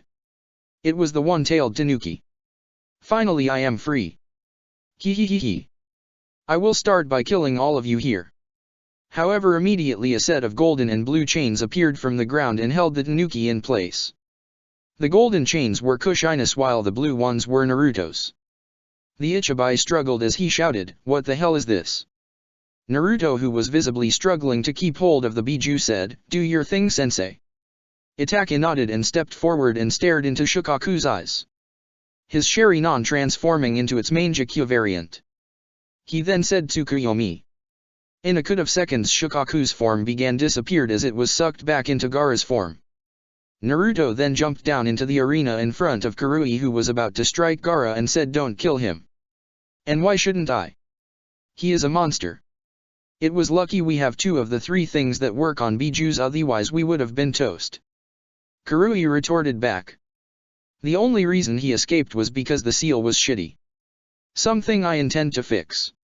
Naruto then turned to a panic-stricken Gaara, who was pushing back while he shouted, "Stop, I won't let my existence be diminished. I am not going to hurt you. I know how you feel. The feeling of being unwanted, unaccepted. I know how you feel since I was treated the very same way in this village." Naruto softly said in a very honest voice. Gaara looked Naruto with a surprised look before he whispered, "How are you this strong? Why don't you hate the villagers?" "Oh, I hate them all right. They couldn't even tell that I was the Yondame's son despite looking just like him. But I will fight to protect them because that is what my dad did as he died. I will honor his legacy by becoming Hokage and taking the mantle of the protector from him. Also, I had many precious people who became the beacons of light in my dark life, guiding me along. My sensei, my surrogate sister, my grandfather, my friends, everyone helped me through. I am strong because I fight to protect them," Naruto honestly said as he sat down next to Gaara while the rest of the stadium watched. The people still were getting over the fact that Naruto was the Yondame's legacy, looked down in shame as they remembered everything that had happened to the boy. "Do you think I will have any special people?" Gaara asked in a desperate voice. "As far as I am concerned, you already have 3. Me, your first friend, and your siblings. Also, can you show me your seal? I should be able to strengthen it," Naruto said with a grin as Gaara's eyes widened when Naruto called him his friend. He then nodded before lifting his stomach, revealing a very poorly made 3-pronged seal. Who in their right minds made this fucking seal? It's a complete mess. No wonder Shukaku messes with you. This design most likely causes him a lot of irritation, Naruto said in a frustrated tone. He then raised 4 of his fingers from one hand and 3 from his other hand before slamming both of them into Gaara's stomach. It was an 7-pronged seal that was Naruto's personal creation. It was derived of his own seal. After he was done, a panting Naruto turned to a panting Gaara and asked, "How does it feel? I can't hear the voice anymore." "Thank you," Gaara said in an honest voice. "Don't sweat it. I made the seal that Shukaku won't be able to influence you, but you retain your ability with sand. Now I want you to go to my mom, she's the redhead in the stands, so that she can recheck your seal. She is an even more skilled sealer than me," Naruto said as he helped Gaara up. Gaara then turned to Genma and said, "I forfeit." Temari then jumped down along with Kankuro and shot Naruto a thankful look before taking him to Kushina so that she could check the new seal. Well, that was surprising to say the least. Winner of the fight, Karui of Kumo. The semi-finals will begin immediately. Will Temari of Suna and Naruto of Konoha please enter the arena? Genma announced as Karui left the field and Temari shouted, "Proctor, I forfeit." He was able to hold a freaking Biju long enough for it to be trapped in a genjutsu. I am not strong enough to fight someone like him, Temari said as she helped Gaara into a seat. Genma sighed as he said, "Winner by forfeit, Naruto of Konoha. Will Karui and Samui of Kumo please enter the field?" Proctor, I forfeit. I am out of chakra and am exhausted after that fight. I need a goddamn break, Karui said in an annoyed tone. Ga fine. Will Samui of Kumo and Naruto of Konoha please come into the field? Genma irritatedly announced. In cage box. Now that was interesting to say the least, Hiruzen said with a chuckle. You got that right, I never would have imagined a Biju seal to be that weak. It was good we had 3 sealers here. Naruto once again caught me off guard. He is quite skilled at sealing, I commented. Though the finals will be interesting. We get to see the feared lightning armor vs the frightful sage mode. I wonder who comes out on top. Orochimaru stoically said as he inwardly seethed. His plan A had failed because of the unexpected number of S-rank nins in the village. His plan B, which was to have Shukaku destroy the village, had been foiled by that blonde namikaze brat who refined its seal. Now the only thing he could do was hope that the sealing arrays were ready. They would provide a perfect backup for them to leave. Since nearly all of his plans had been foiled and he still could get a Sharingan, he decided to sit back and enjoy the match that was about to start. Back with the fight. Naruto cracked his neck and revolved his shoulders, relaxing them before he unsealed his white blade and with a grin said, "Hell, looks like we are finally in the finals, Samui-chan." "It would seem so. But you better get ready to lose," Samui said with a smirk as she readied her own blade. Both of their eyes then hardened. Both of them had already decided that if they fought they would go all out and hold nothing back. Soon there was a strange tension that filled the air. Everyone was waiting with bated breath to see how this match would play out. Sensing the tension, Genma said start before he jumped out of the way.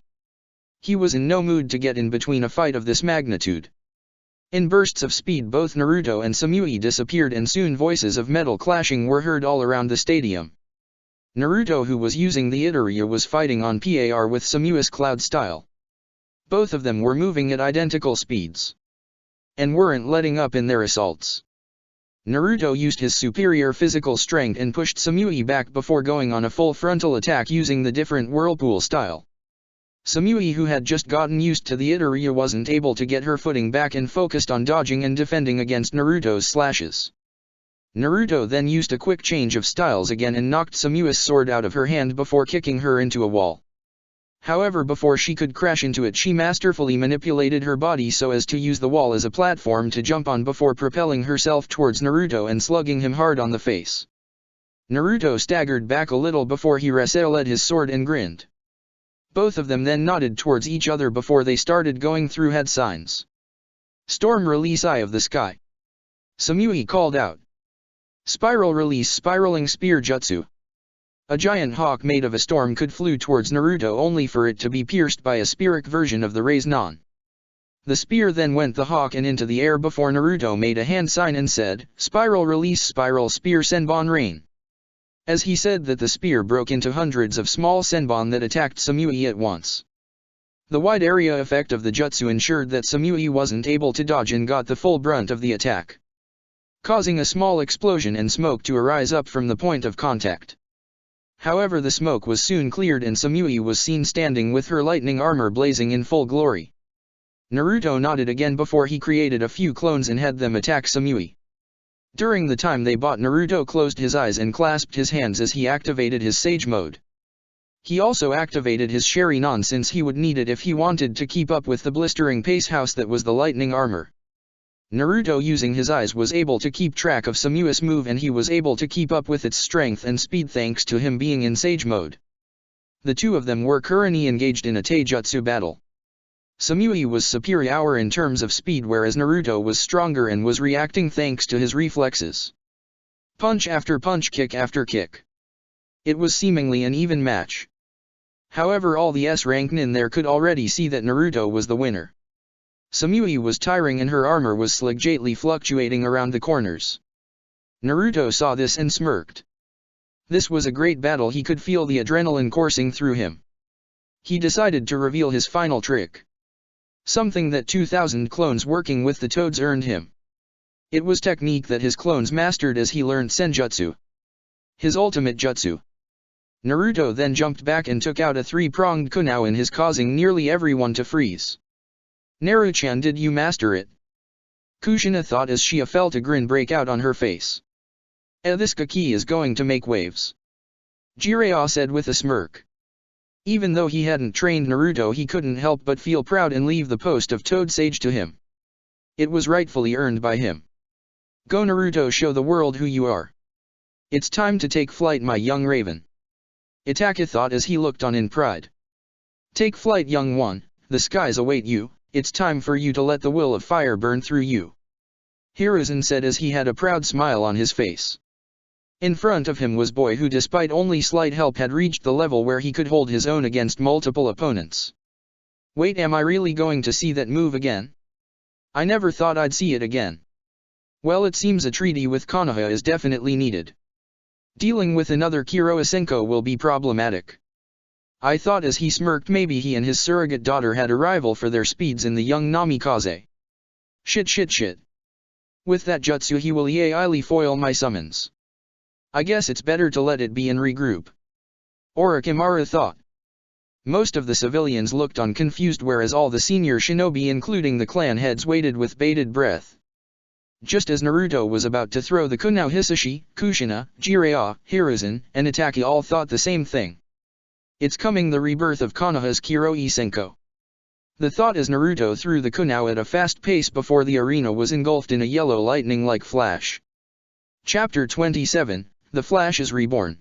When the flash of light was gone, Naruto was seen standing over the unconscious body of Samui. Genma was soon pulled out of his stupor and grinned before announcing while shouting, "And we have a winner. The winner of the Chunin exams is Namikaze Naruto." As soon as finished, the crowd started cheering for the boy. Watching him successfully use the trademark jutsu of the Yondaime was enough evidence for them that he was indeed the legacy of the fourth. Naruto looked at the crowd in surprise. They were cheering for him. Suddenly he could feel tears coming into them. What was he feeling right now? Why was he crying? Then it occurred to him it was acceptance. Something he had craved, and now after 12 long years he had finally achieved it. He held the kunai tightly before he pumped his fist into the air. This action caused the crowd to cheer even loudly. Silently he was wiping his tears away from his eyes. This was his moment, and no way in hell was he let it going to be destroyed. He looked up at the sky and he whispered, "I did it, Tou-san. Are you watching me?" At that moment he could have sworn he could seen a picture of Minato smiling at him from the sky. He then heard a soft voice that said, "I am proud of you, my Sachi." He looked around frantically looking for the source before he shook his head and looked up at the sky smiling. He then smiled before picking Samui up bridal style and taking her to the medic bay. Cage box. Now that is something I never expected to see again. You just had to have the strongest genin now Chunin in the elemental nations, didn't you? I jokingly asked. Indeed, you are lucky with this crop. There is war-winning talent right there. Orochimaru commented. What can I say, we got lucky this time round. But Raikage Dano, your daughter was nothing short of amazing. That amount of master with the lightning armor at her age is fantastic to say the least. Hiruzen replied. That's true. Now then, we wait for a few moments before we announce the results. Orochimaru said. I agree with the other nominations, though I think both Samui and Naruto deserve a Tokubetsu Jonin rank. They are way too strong to be Chiryunins. I said as the other two Kage nodded. Stance. Naruchan really outdid himself, didn't he? Kushina and Mikoto gushed. That he did. I never thought I'd see that move again. It was fantastic. Jiraiya stated with a smile. That is my student for you. Were there any doubts? Itachi asked smugly. As happy as I am that Nichiren won, he sure does hit hard. Mito said as she rubbed her stomach where she had been hit during the match. No kidding, I will have him cook me ramen for hitting me. Narumi groaned back as the adults chuckled at the knuckleheads in front of them. So who do you think will get the promotion? Itachi asked. I think Narumi, Mito, Hinata, Shikamaru, and that Kurui girl will be promoted to Chiryunin, while Naruto and Samui will more or less be promoted to Tokubetsu Jonin. That performance was way too high level to be put in by Genin. Mikoto replied as the others nodded. On the other hand, several clan heads were already talking among their councils in order to decide what to do with Naruto.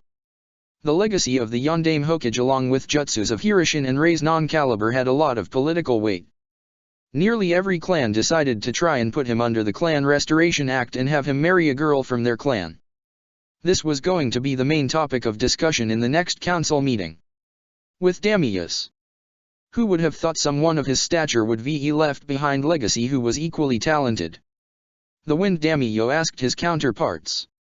I wonder just what else he can do. What are you going to do, Shiro? The Lightning Daimyo asked his Fire Country counterpart. Now that he has revealed his identity, I don't doubt those hungry council members will try coercing him into marriages.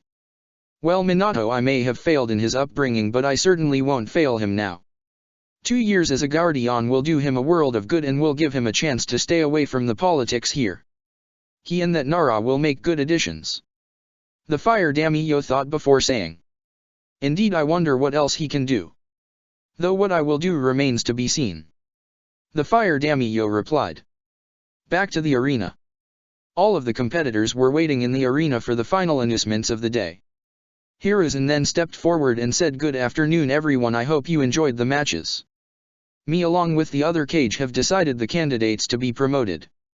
Will Hinata Hyuga, Mito, and Narumi Uzumaki, Nara Shikamaru, and Karui please step forward?" All 5 of the aforementioned genin then stepped forward and patiently waited for the Hokage to continue. The Kaze cage then stepped forward and continued. Orochimaru knew that his plan had been foiled, so it was no use trying anything. Now he had to continue the standard operating procedure without being caught. You 5 have shown exceptional skill, teamwork, and planning, making you legible to become Chunin. Congratulations. Orochimaru said as he handed the genin their new vests. Will Samui and Naruto Namikaze step forward? Hiruzen called out. After both of them came ahead, I stepped forward at the display of planning, skill, and combat powers. We have decided to promote both of you to the rank of Tokubutsu Jonin. Also Naruto, as the winner of the exams, we have a special headband for you. I said as he handed both of them their new vests and Naruto received his new silver headband. It was then that the fire daimyo stood up and said, I quite liked the display I was shown today, and it is because of that I wish to offer Namikaze Dano here a 2-year contract with the 12 Guardians. What do you say, Namikaze Dano? Everyone was shocked at this. If Naruto accepted the offer, he would become the youngest Guardian ever. The civilians, however, did not want him to leave since they thought he would be in danger. Naruto, on the other hand, was weighing the pros against the cons. If he did take the job, he would not only gain a lot of experience, good skills from the other Guardians, but also the favor of the daimyo. Not to mention that he would finally be able to up his training for the next evolution of the Sharingan. In contrast, the only drawback is that he had to stay away from his loved ones. Naruto then looked at the daimyo and said, I humbly accept the offer to become a Guardian, Daimyo-sama. May I ask when I am expected to report in? Next month. I want you to relax and set your things straight before coming to the capital. Also Hiruzen, I will be taking my leave. It was very entertaining to watch these finals. The fire daimyo said as he and the other 2 daimyo left. Naruto nodded and then along with the others left. He was intercepted by his mother, who said, Come on Naruto, we are celebrating your promotion, let's go. Naruto nodded before following her. Uzumaki Mansion. Jiraiya, Kushina, Mikoto, Itachi, Mito, Narumi, and Naruto all were sitting in the lounge and were chatting, eating a little snacks and having a few drinks. Well Gaki, you really outdid yourselves. I can already see the council going bonkers on it. Jiraiya said as he took a swig from his sake bottle. Hey, it wasn't that much, Jiraiya-sama. I have been working on the move for nearly 7 to 8 years. I got it down thanks to Ma's help. I am really happy. It feels that I am NLW spiritually closer to Dou-san. Naruto replied with a smile. But Nichin, that was really impressive. You threw that kunai then whoosh in a yellow light and you took that Samui girl out in one hit. Narumi excitedly said. Yeah, Nai-chan, can you teach us? Asked Mito with the puppy eyes jutsu. He felt his defenses crumbling. Truth be told, he didn't want to teach the Hiroshin to anyone. It was a clan jutsu. And until he had kids he wouldn't give it away. Fortunately for him, Kushina came to his defense and said, you won't be able to learn it, girls, because that move requires you to be at least a level 8 master in space-time sealing. What you are doing is barrier style. Both of them grumbled but nonetheless agreed. It was then that Mikoto started hugging Naruto and saying, well Naruto-kun, how does it feel and what were you searching at the end of the fight? I am happy, Oba-chan. At the end of the fight I thought I heard Tou-san saying he was proud of me. I was looking for the source from where the sound came. Naruto answered as he smiled softly. Kushina looked at him in the corner of her eyes. She was slightly saddened that Naruto was more comfortable around Mikoto than herself, but knew that he would come around with time. They were interrupted when there was a knock on the door. Itachi went over and opened, revealing it to be his old teammate Umbukat, or also known as Uejo Izuki. What's wrong, you? Asked Itachi. The advisors called for a council meeting. Namikaze Dano needs to be present. Uejo answered before she disappeared into smoke. Itaka then sighed before going back in and telling everyone what had transpired. Everyone then shrugged before making their way to the council room. Council room. After everyone had gathered in the room, Hiruzen motioned Naruto to stand next to him before saying, "All right then Homura and Koharu, why did you call the meeting? We would like to discuss Namikaze-sama's decision to join the 12 Guardians. We have decided that he should not go and should stay in the village. Also there is the issue to place him in the Clan Restoration Act since he is the last Namikaze." Homura said. "Naruto, would you like to answer?" Hiruzen asked as Naruto nodded. "I would first like to say that I don't care what the council thinks about my decision to become a Guardian. And 2, regarding I already know of the Clan Restoration Act. But I won't take any of the girls you old fools have decided. I will only marry the girls I have feelings for and who feel for me." Naruto calmly answered. "You should reconsider this, Namikaze-sama." Koharu tried to reason. "And why should I see reason? What surprises me is that you still have the guts to show your face to me after what you did to my childhood. I won't be listening to anything that you say." Naruto snapped back. "Very well then, we shall let you go. However, will it be possible for you to teach your jutsus to our shinobi?" Danzo asked. "Rejected, they are clan secrets. I have no intention of giving them away. And don't assume you can let me do anything, Danzo Dano. My loyalties are with the Hokage, not with you or anyone else. I will protect this village just like my dad, but that doesn't mean I will suck up to you. You and your civilians want respect? Earn it first." Naruto stated. "Listen here, you brat." One of the civilian council members tried to say but was cut off when a gold chain went through his table. "You were saying?" Kushina sweatly asked, causing the shinobi to sweat drop while the civilians grumbled. Naruto then turned to the Hokage and said, "Jiji, I don't see why they are here. All of this discussion is shinobi related, so why are they here?" "You are right, Naruto. Umbu, please escort the civilians to the exit. This meeting is not yet over," Hiruzen said. The civilians grumbled as they were forced to leave. When they were gone, Naruto turned to Hiruzen and said, "So Jiji, 2 topics of the agenda, what's left?" "Well, Naruto-kun, there have been a few clans that are interested in marriage contracts with you," Hiruzen said. "I am sorry, Jiji, but I will have to reject all of them. Like I said, for the CRA I will marry, but only those who I have feelings for," Naruto answered as Hiruzen nodded. "You brat, those contracts will be good for the village."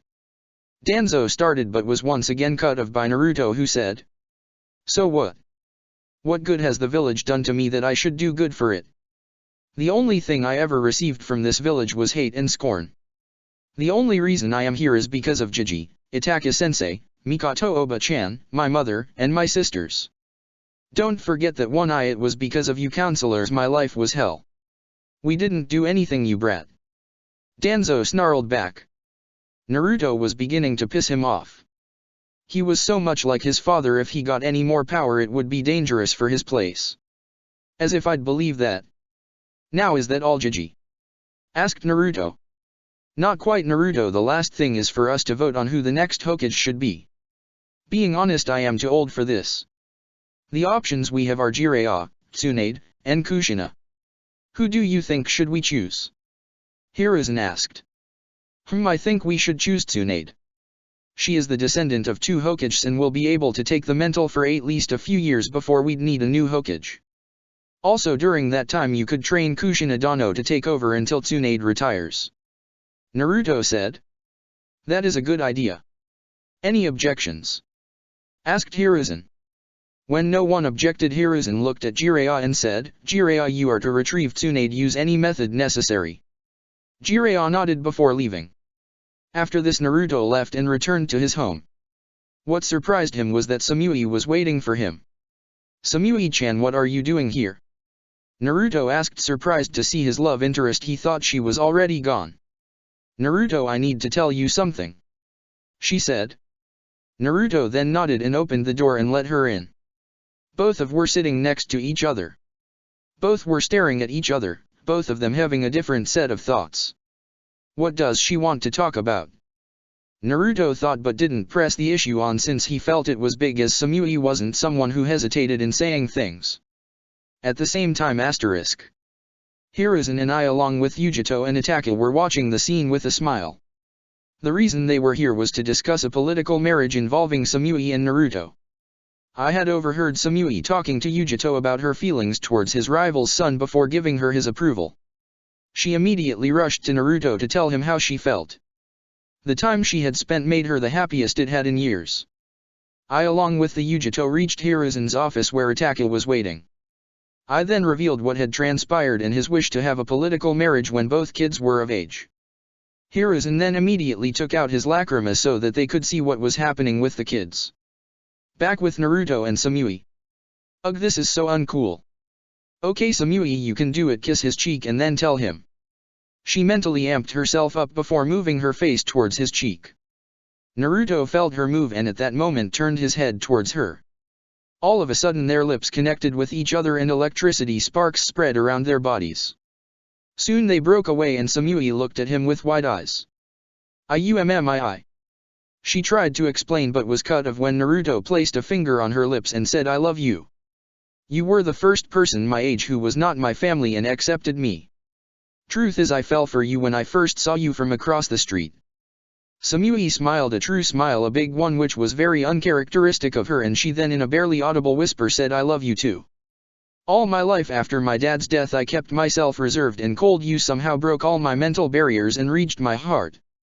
I fell for you after you rescued me from those wolves." Both of them then stared into each other's eyes and slowly and unknowingly both edged forward and then kissed. After that Naruto took her hand and led her to his room where they began their normal massage to talking routine. Instead of them separating they both slept together. It was after a very long time that both Samui Yatsuki and Naruto Uzumaki slept without the nightmares affecting their pasts. Chapter 28, The Setup Month. Naruto was ecstatic. He was being respected in the village. He had completed 2 of his dad's signature techniques. 3. He was now in a relationship with the girl he loved. He was also glad that his grandfather figure and sensei were both supportive of his choice. His aunt was little bumped out since he had rejected a contract with Sayuri but told him she didn't hold a grudge over it. His mother wasn't particularly happy because of her history with Kumo, but she soon gave in after seeing how happy both kids looked. He was also glad that the Raikage had expanded his stay for up to 1 week so as to discuss the terms and conditions for the peace treaty between the 2 villagers. The treaty was as follows: both Kumo and Konoha would be in complete peace. Trading would be promoted between the 2 villages. Military assistance will be provided in the case a village is attacked. Both villages would exchange 25 elemental jutsus each. The deal will be closed by the engagement of Naruto Namikaze and Samui Yatsuki, who would be the first of 5 of Naruto's wives.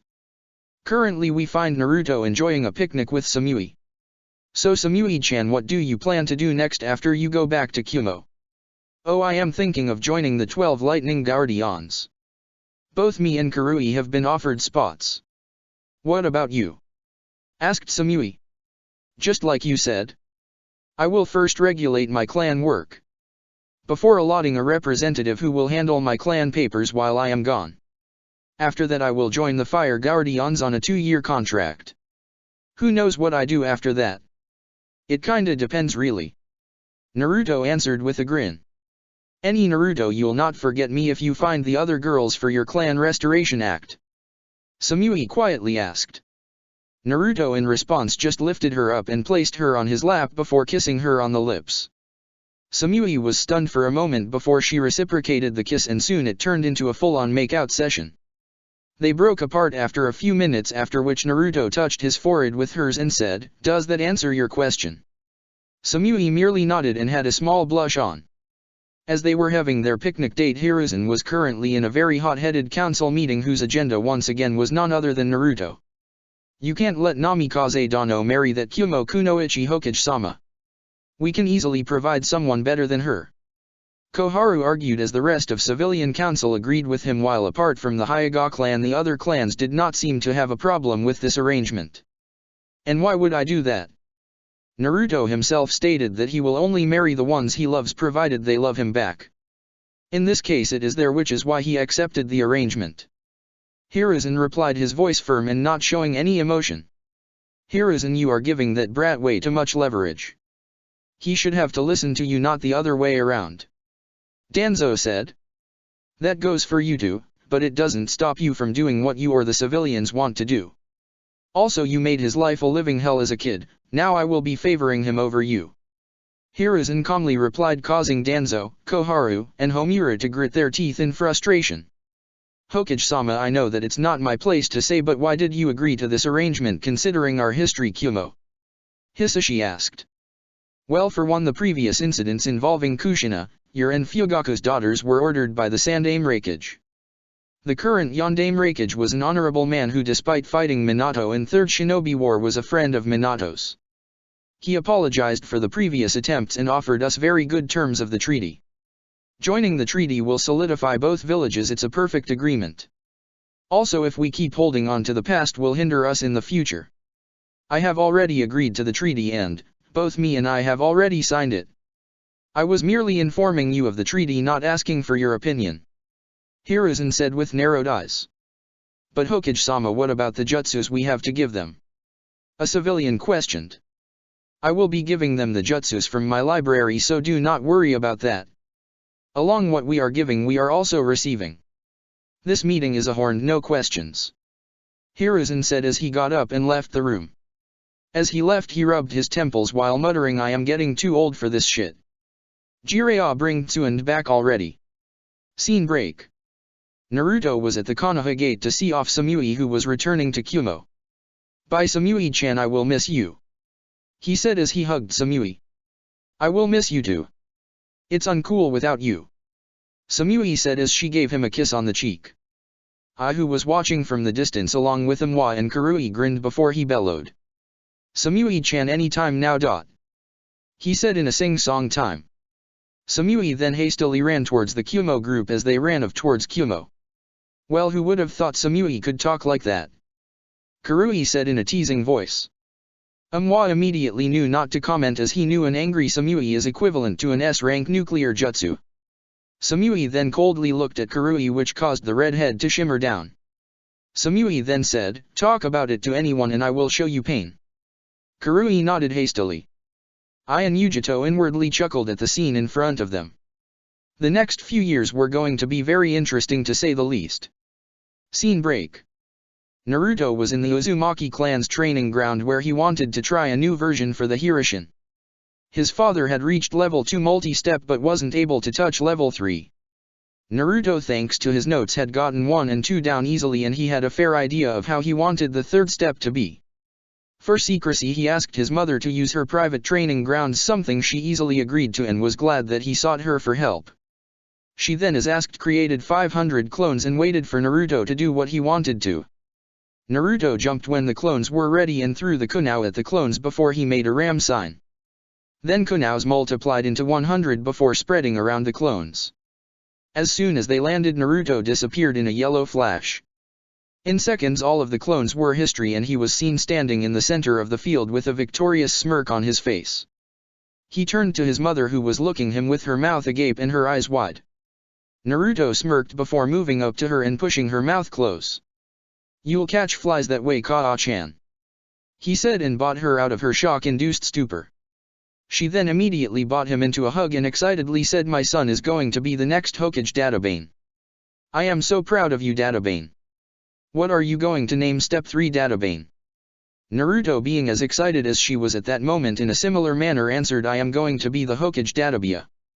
Thank you, Kaa-chan Databia. I am thinking of calling it Hirishin Level 3 Flash Step Databia. That's nice, Databane.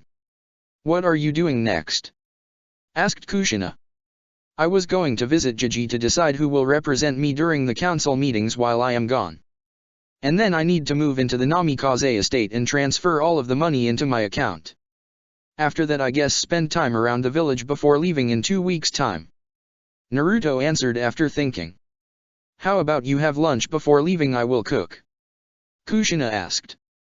Sure, I haven't eaten with you alone in ages. By the way, where are Narumi and Mito? Naruto asked. They are out with Hinata and other clan heiresses. Kushina answered as the mother-son duo walked back into the main house. She noticed that Naruto had tensed a little on the mention of Hinata. She didn't ask him about it as he then said, "Kaa-chan, next time you talk to Hinata ask her why she used the seal on Niji. She said she wanted to unite the clan but her actions speak otherwise." "Alright Sachi, I will. But for now let's eat," she said as Naruto happily nodded following her. Scene break. After his lunch with his mother, Naruto was casually walking down the street towards the Hokage Tower to discuss the three agendas on his mind. On the way there many civilians stopped by and greeted him before asking him for his forgiveness. He just shrugged and told all of them that it was now water under the bridge and not something that needed to be concerned upon. Due to the number of stops it took him a good 15 minutes later before he reached the Hokage Tower. Entering it he saw Mina and greeted her saying, "Ohayou Mina-ne-chan, how are you?" "I am fine my little Naru-chan, how can I help you today?" Mina teasingly asked back, knowing Naruto would take the bait. "Hey, I am not little anymore, I am a Tokubutsu Jonin now," he said with a huff. "Oh, you could be the Hokage but you would still be little old Naru-chan to little old me. Now what are you doing here?" asked Mina. "Oh, here to see the Hokage to discuss my clan head status and whatnot." "I will see you later Mina-ne-chan," Naruto said as he pecked his older sister figure on cheek before running off to the Hokage. He kicked open his door just like usual and entered with a shout of "Ji!" Hiruzen merely opened his arms and hugged the blonde ball of sunshine back with a chuckle. "So Naruto, what can I do for you?" asked Hiruzen. "Gigi, I was wondering if you'd be willing to represent me council meetings until I turn 16, will you?" asked Naruto. "I don't really see a problem with it, I have been taking care of your clan for a while now because Minato left me to look after it," Hiruzen said. "Alrighty, I will leave everything to you but when I return I will take over. Anyways Gigi, could you give me some elemental jutsus for wind, water, and lightning? Preferably A to S rank. The library and shops have useless jutsus," Naruto asked with his all-time famous puppy eyes jutsu.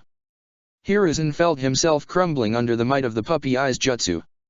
He would normally have been against a 13-year-old using moves of that rank but he lost against the puppy eyes and finally gave in. "Alright, I will give you the jutsus when you will be leaving for the fire capital, consider it as an assignment to master them by the time you need to return," Hiruzen answered as Naruto hugged him before thanking him and leaving. The next day, we find Naruto and Izen sparring in the Sarutobi household's training grounds. They were currently engaged in taijutsu match. "So Naruto, when were you going to tell me about the fox?" Izen asked, catching Naruto off guard before hitting him with a monkey barrage and sending him crashing into the floor. "How do you know about that, Izen?" Naruto groaned out as he stood up. "Meh, I heard Dad and Gigi talking about it but I didn't have a chance to ask you about it," Izen lazily replied. "I see, so what do you think?" asked Naruto. "Nothing different, I have known you for too long to alter my view of you. To me, Shino and Yakumo, you will always be the same smart blonde baka. What I want to know is whether you were going to tell us or no," Izen asked. "I was going to leave letters for the three of you telling my secrets to you.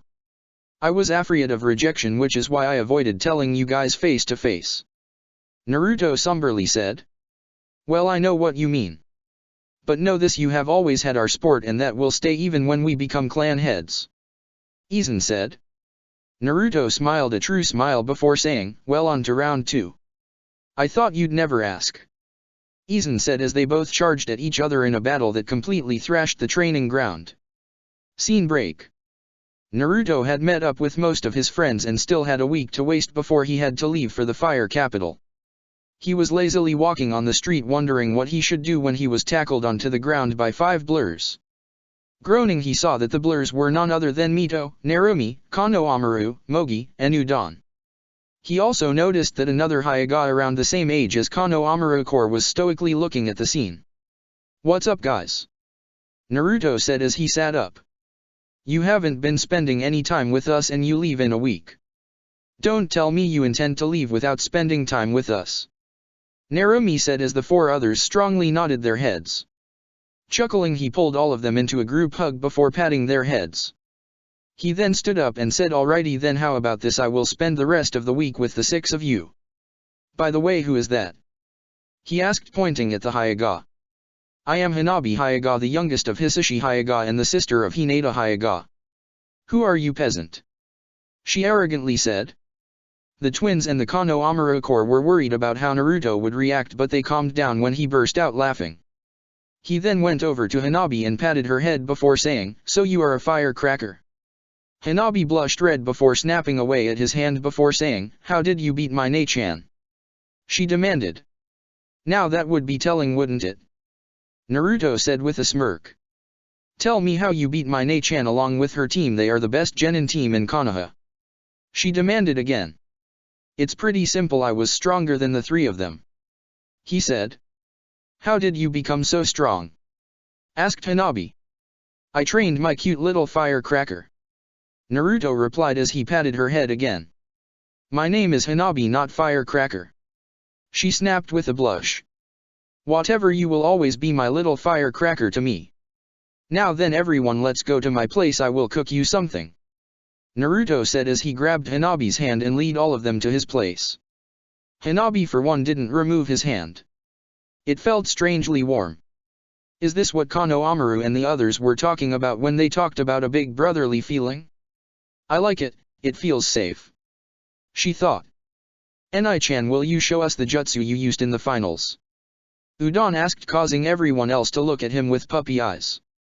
Fine, I will show you my Flying Thunder God, and also a lightning jutsu that I like. Naruto said, causing all of them to jump excitedly. At Naruto's home. Okay then everyone, what do you want to eat?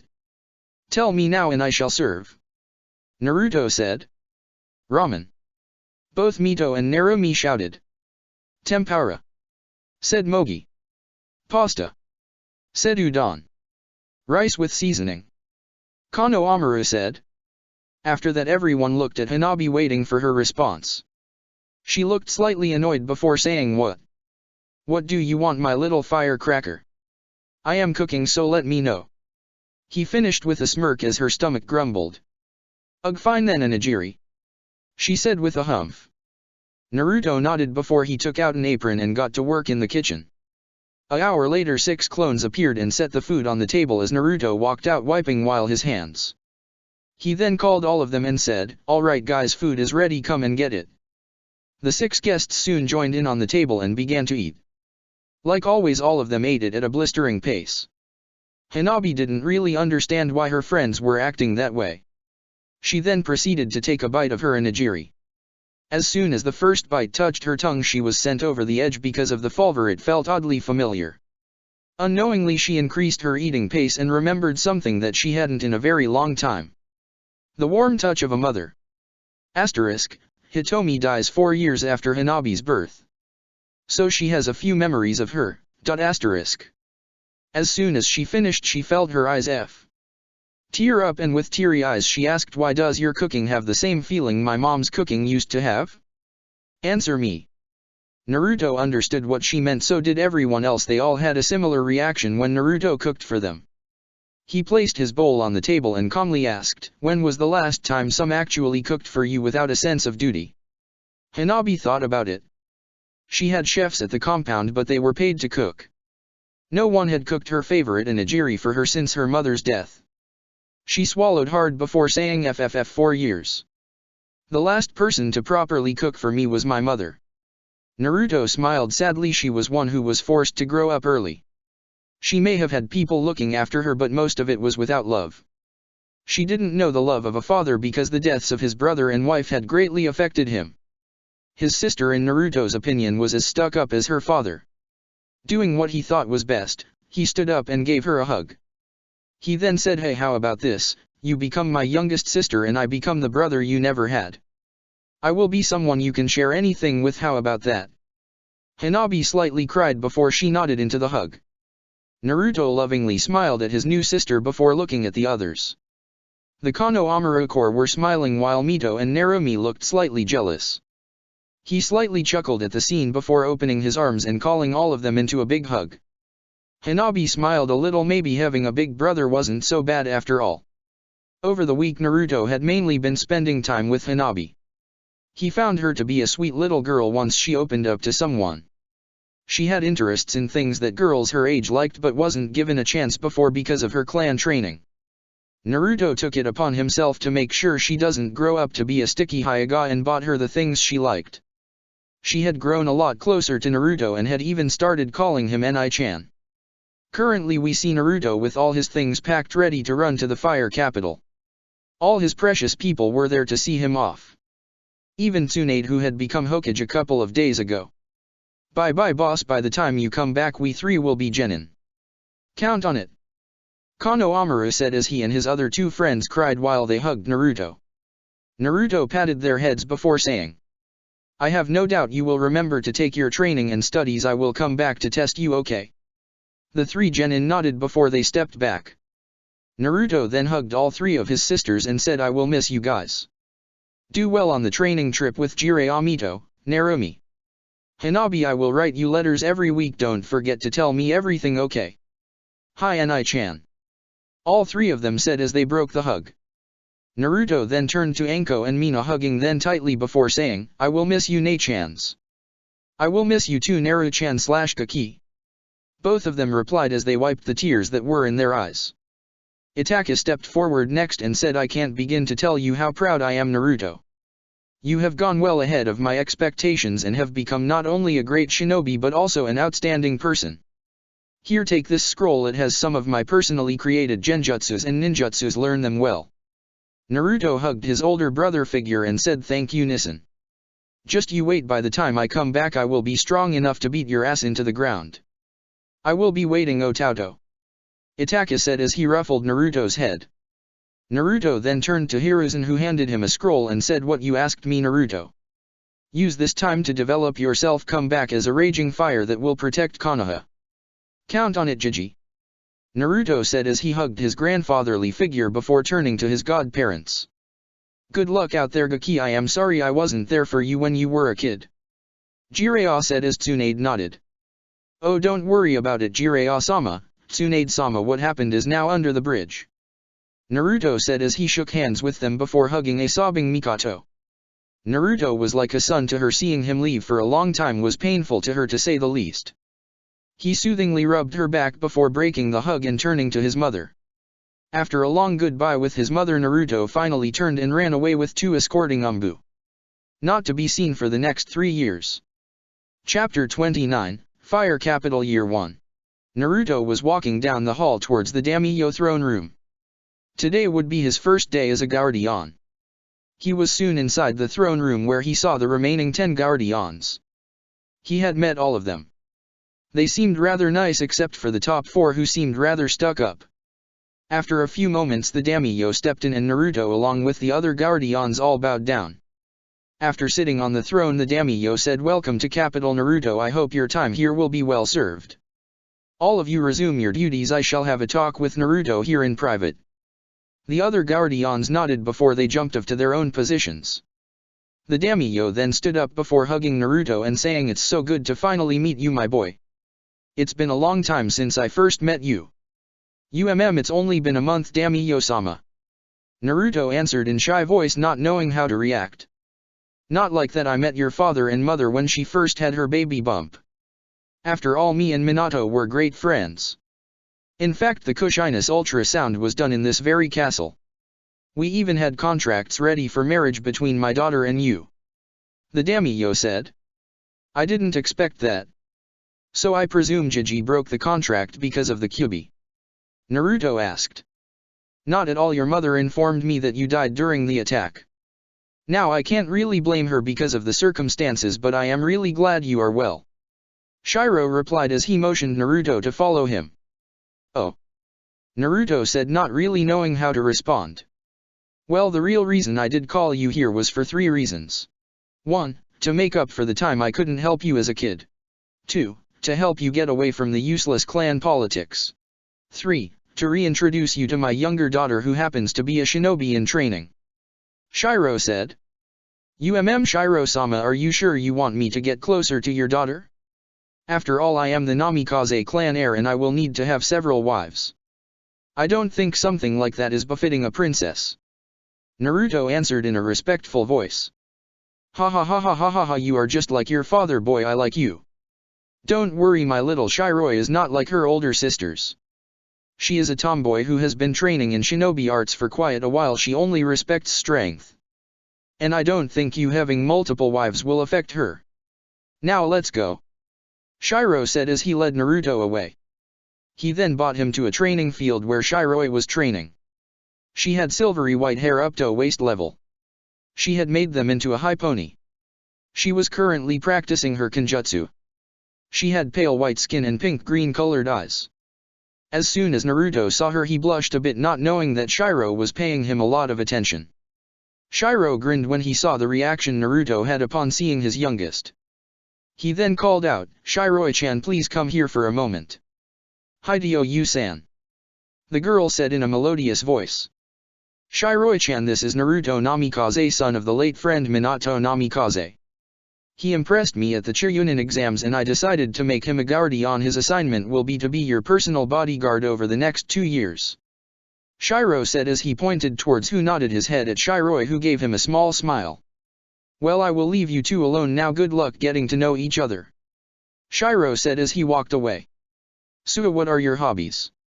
asked Naruto. He casually asked, causing Shiroi to face fault a little bit.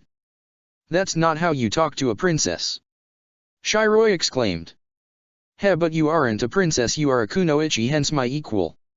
How about I help you train? I did become a Tokubutsu Jonin in the exams instead of Jonin. I think I will be able to help," Naruto replied with a grin. Shiroi's eyes widened before she grinned back and then took her opening stance in kenjutsu. Naruto mirrored the motion before both of them charged at each other and sparred. Shiro looked on from afar with a warm smile on his face as he thought, the only one who can get through that little baka is you, Naruto. I will waiting for you at the other side. Minato, you would be so damn proud of him. Time skip 3 days asterisk. Naruto and Shiroi over the 3 days had gone from being regular sparring partners to simple friends. They had shared a little bit about themselves and even had taught each other several things. Naruto had helped her up her Tai and Kenjai Jutsu. All the while Naruto had a few clones who had started training his Jujutsu. From among the scrolls he had learnt that since he was the direct descendant of Madara Uchiha, he would inherit the eternal Manjikyu instead of the simple Manjikyu.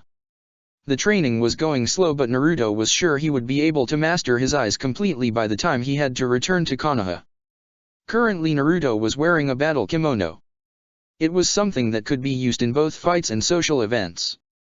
There was a ball taking place and since he was Shiroi's personal guard he could attend. He was making his way to Shiroi's room when he noticed the door open. Peeking inside, he saw her curled up on the bed, not even attempting to get ready. Knocking on the door, he entered and said, "Shiroi-chan, why aren't you getting ready?" Shiroi didn't reply. On closer inspection Naruto saw that she was crying. Moving towards her, he gave her a hug and let her cry on his shoulder. When she calmed down he softly asked, "Tell me what's wrong." "I don't want to go to the party. Everyone only focuses on my older sisters because they are those dainty princesses with soft skin. No one even looks at me, let alone dance with me on these balls, so I don't want to go," she sadly replied. Hey, look at me. You are beautiful, Shiroi. Among the prettiest girls I have ever seen. Don't ever think otherwise. As to why no one dances with you is because they are weaker than you and don't want to harm their egos. Get ready, I assure you, you will have a dancing partner today," Naruto said. Shiroi nodded, suddenly feeling shy. For the first time since she met Naruto could she really appreciate his looks. His well-toned muscles felt amazing to lean against. Along with his sharp blue eyes and long blonde hair, he was an Adonis walking on the earth. Naruto, who already found Shiroi attractive, blushed at their closeness before he left the room, leaving her to change her dress. Naruto walked into the hall. He knew that the ball had already begun, however he could wait as he had a girl to escort after all. After an hour he heard Shiroi leave her room. Turning around he felt his mouth drop. Shiroi was wearing a silver party kimono, her hair were made into a bun that was closed by a pair of chopsticks. For a few seconds he had lost his ability to form words. "Beautiful," he muttered, causing Shiroi to develop an atomic blush on her face. After that both of them then made way for the ball. As soon as they entered, Naruto turned to Shiroi and said, "Princess, may I have this dance?" Shiroi was shell-shocked and nodded dumbly, not trusting her voice. Naruto took her by the hand and led her into the center of the dance floor where they began dancing. Naruto playing his hand on her back and holding her hand and placing the other one on his shoulder. Shiro spotted the scene and grinned. His plan was coming along well, it was a matter of time. Soon everyone in the hall saw the beautiful heir dancing with the princess. Ayaka and Ami Shiroi sisters smiled at the scene. They knew that Shiroi had a few complexes on her looks and were glad that someone had managed to see past them. As the dance progressed, both Shiroi and Naruto had gotten a lot closer. Naruto now had both of his hands on her waist, while she had her hands around his neck. After a while the dance was over and Shiroi led Naruto out in the balcony where they stared at the night sky. Shiroi, who had her head on Naruto's shoulder, said, "Thank you for tonight, Naruto-kun, I've never had this much fun in my life." "Think nothing of it, Shiroi-chan. Think nothing of it," Naruto said. However, as soon as he finished he felt a chakra spike to his left. He immediately stood up and pushed Shiroi behind him. He then glared and said, "Come on out, I know you are there." Suddenly 3 figures jumped out and stared at Blonde in amusement. Naruto instantly recognized the 3 of them. They were Aoi Rokusho and a rank missing nin from Konoha, Klaukachi and a rank missing nin from IWA, and Yabusha Kirigaya and a rank missing from Kiri. "What are you doing here, missing nin?" Naruto asked in a stern voice. "Oh, pretty simple, we're sent to assassinate that little princess behind you. The other 2 may not have all that much importance, but this one seems to be hated by our client. We don't know the reason and are just here to kill her, so hand her over," Aoi said as he unsealed his Raijin sword. Naruto was slightly worried he may be able to handle a lot of low-level opponents, but taking on 3 high-A-ranked jonins was gonna be tough. He however knew one thing: he had to protect the currently defenseless Shiroi from harm. He let go of Shiroi's waist before stepping forward and cracking his neck. He then unsealed his whole sword and removed his seal before activating a fully matured Sharingan with 3 tomos spinning wildly in each eye. Pointing the sword at the 3 missing nin in front of him, he said, "You will not be harming Shiroi-chan when I am around, let's begin, Kai," he said as all his restriction seals were removed. He disappeared in a burst of speed and said, "Itaryu multiple single slash." In a single moment the IWA nin was on the ground dead. Aoi and Yabusha both growled at the blonde and charged at him at the same time. Naruto, using his Sharingan, had managed to keep up with both of them. He was able to counter Yabusha jutsus with his lightning, but Aoi was troublesome. He had no style, but the Raijin was not a fearsome sword for nothing. He was pushing Naruto back, who was also working to protect a cornered Shiroi. He then looked at Yabusha dead in the eye and said, "Illusion art, demonic hell view." As he said that, Yabusha saw 2 large gates open and inside he could see everything he held close being tortured. He screamed a little and was about to cancel the illusion when he felt a sword going through his heart. Naruto then removed his sword and immediately turned to face Aoi, who had already launched himself and was about to attack Shiroi. At that moment Naruto felt helpless and desperately tried to reach Shiroi. Just when he thought it was going to end, he disappeared into a void before appearing right in front of a striking Aoi. Before Aoi could react, Naruto made a harsh slash and cut Aoi's head off. He then reset both his blade and the Raijin before he panted and looked at the reflection of his eyes. He had awakened his eternal Manjakyo Sharingan. He sighed before deactivating it. He would train with it later. Naruto then turned around and was instantly hugged by Shiroi. Naruto, after calming her down, took her back inside after sealing the bodies of the missing nin. Shiro thanked Naruto profusely for saving Shiroi, but Naruto waved it off as something he would do for anyone. The other guardians approved of him and began showing their respect. The daimyo then sent Naruto to rest as he had fought a long and hard battle. Time skip 1 year. It had been a year since the party. Naruto and Shiroi could hardly be seen separated from each other. They trained together and in their free times just sort of hung out with each other. Naruto had told her all about himself, his earlier life, his skills, and whatnot. He had also told her of Samui and the Clan Restoration Act. Both of them had fallen for each other but still hadn't found the courage to admit it. Shiro and the other guardians knew all about it and could only sigh at the shyness the 2 teens held. Naruto had progressed amazingly over the year.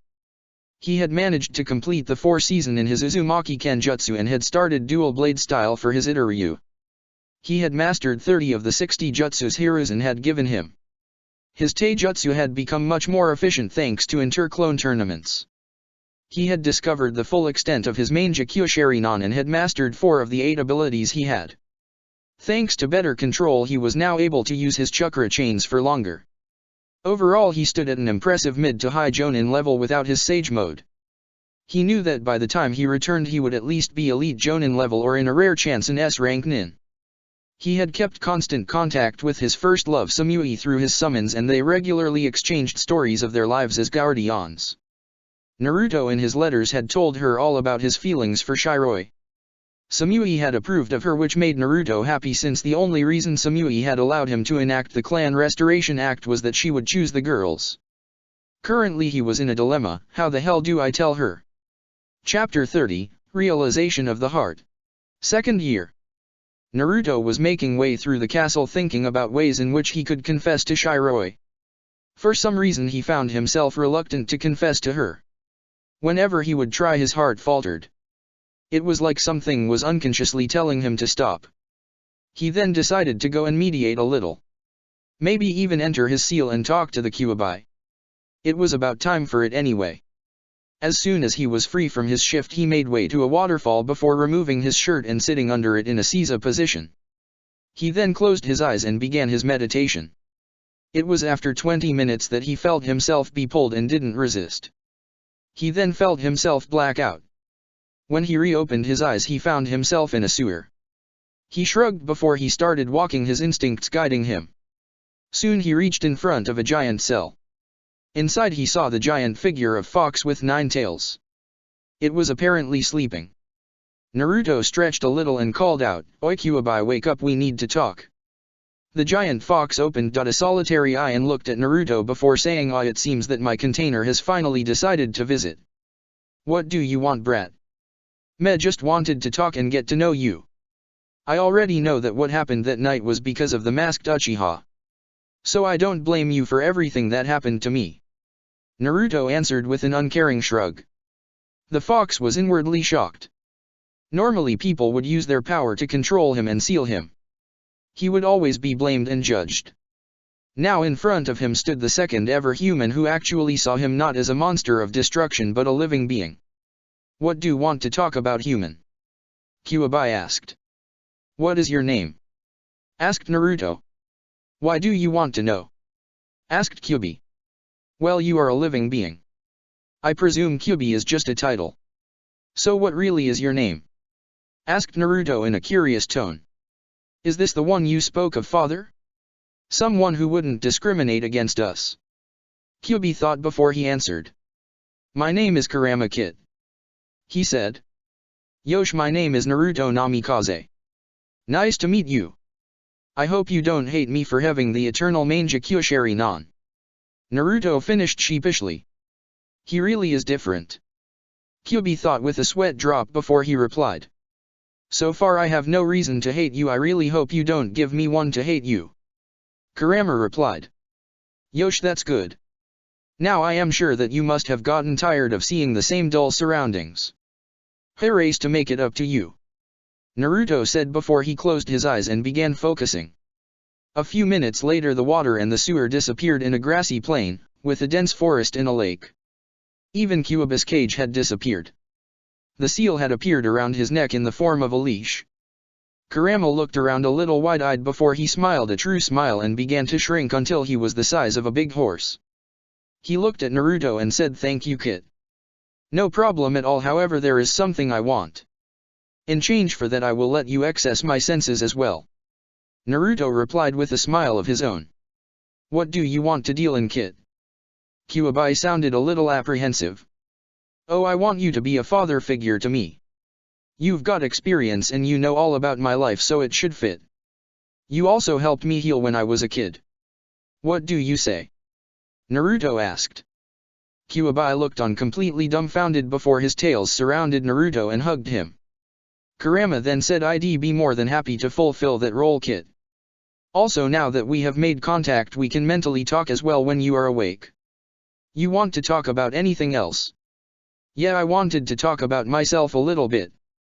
You see, I am sure you know that I have to go through Clan Restoration Act. So far I only have one girl I love. There is a second one, but for some reason I am unable to confess to her. Any ideas why? Asked Naruto. I can answer that. It's because of your Namikaze genes. In history, the Namikaze clan were known as the loyal knowledgeables. Despite not having any Kekai Genkas or special talents, they had brains and bodies that absorbed knowledge like a sponge does to water. It was because of that the clan was feared, and like the Uzumaki clan it was feared. It was wiped out by a large contingent of Mist Nin with just a few survivors. One of them happened to be your grandmother, since I am sure you and your father got your eyes from Madara team. Apart from the knowledge part, the Namikaze were known to have just one lover each. They never had the heart to take more than one, as on a subconscious level true love happens only one time. In your case you have already found yours, which is why you are unable to confess to that princess. Kurama stated in a lecture mode tone of voice. Saka.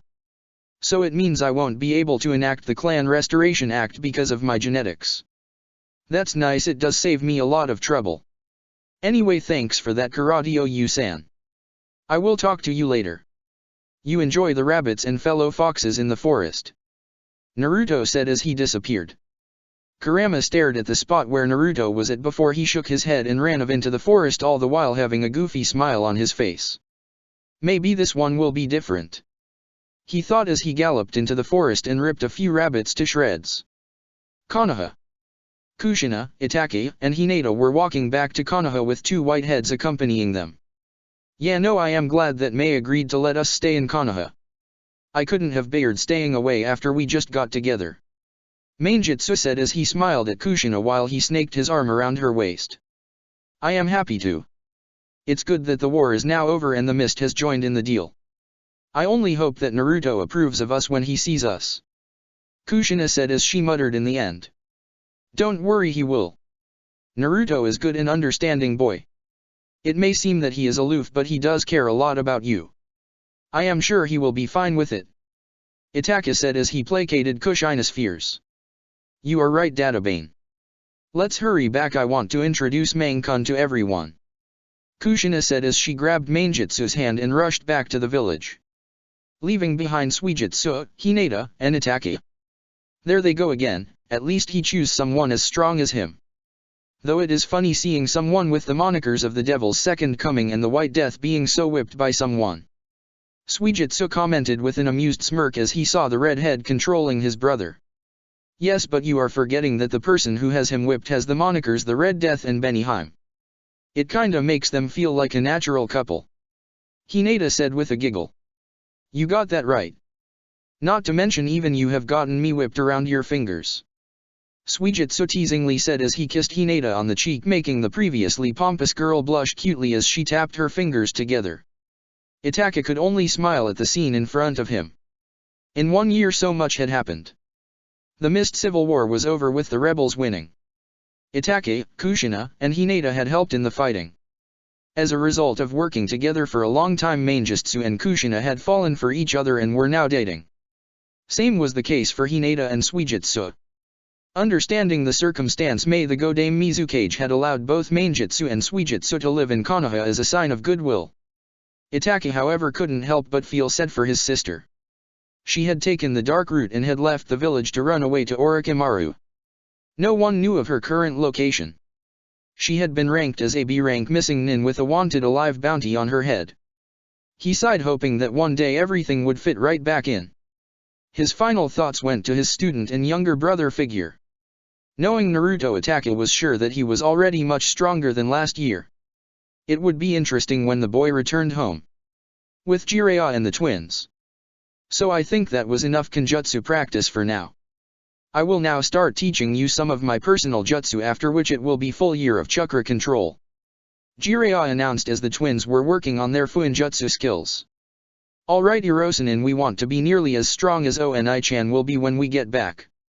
So your plan better make sure that happens. Mito said.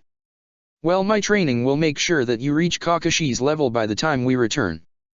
Naruto however I have little doubt will be in S rank at least. He has got your father's talent when it comes to learning. So if you wanna be S rank you will have to learn an art that is your own. Or make something your own. Jiraiya answered sagely. What do you mean make something our own, Hirosanin? asked Narumi. Take a single branch and make it your own, become a specialist. Your mother is a specialist in Kenjutsu, my old sensei was a ninjutsu specialist having mastered all 5 chakra natures. Tsunade is a taijutsu specialist. Your father and brother was and is a fuinjutsu specialist along with ninjutsu. However, your brother has also taken a deep-lying interest in Kenjutsu.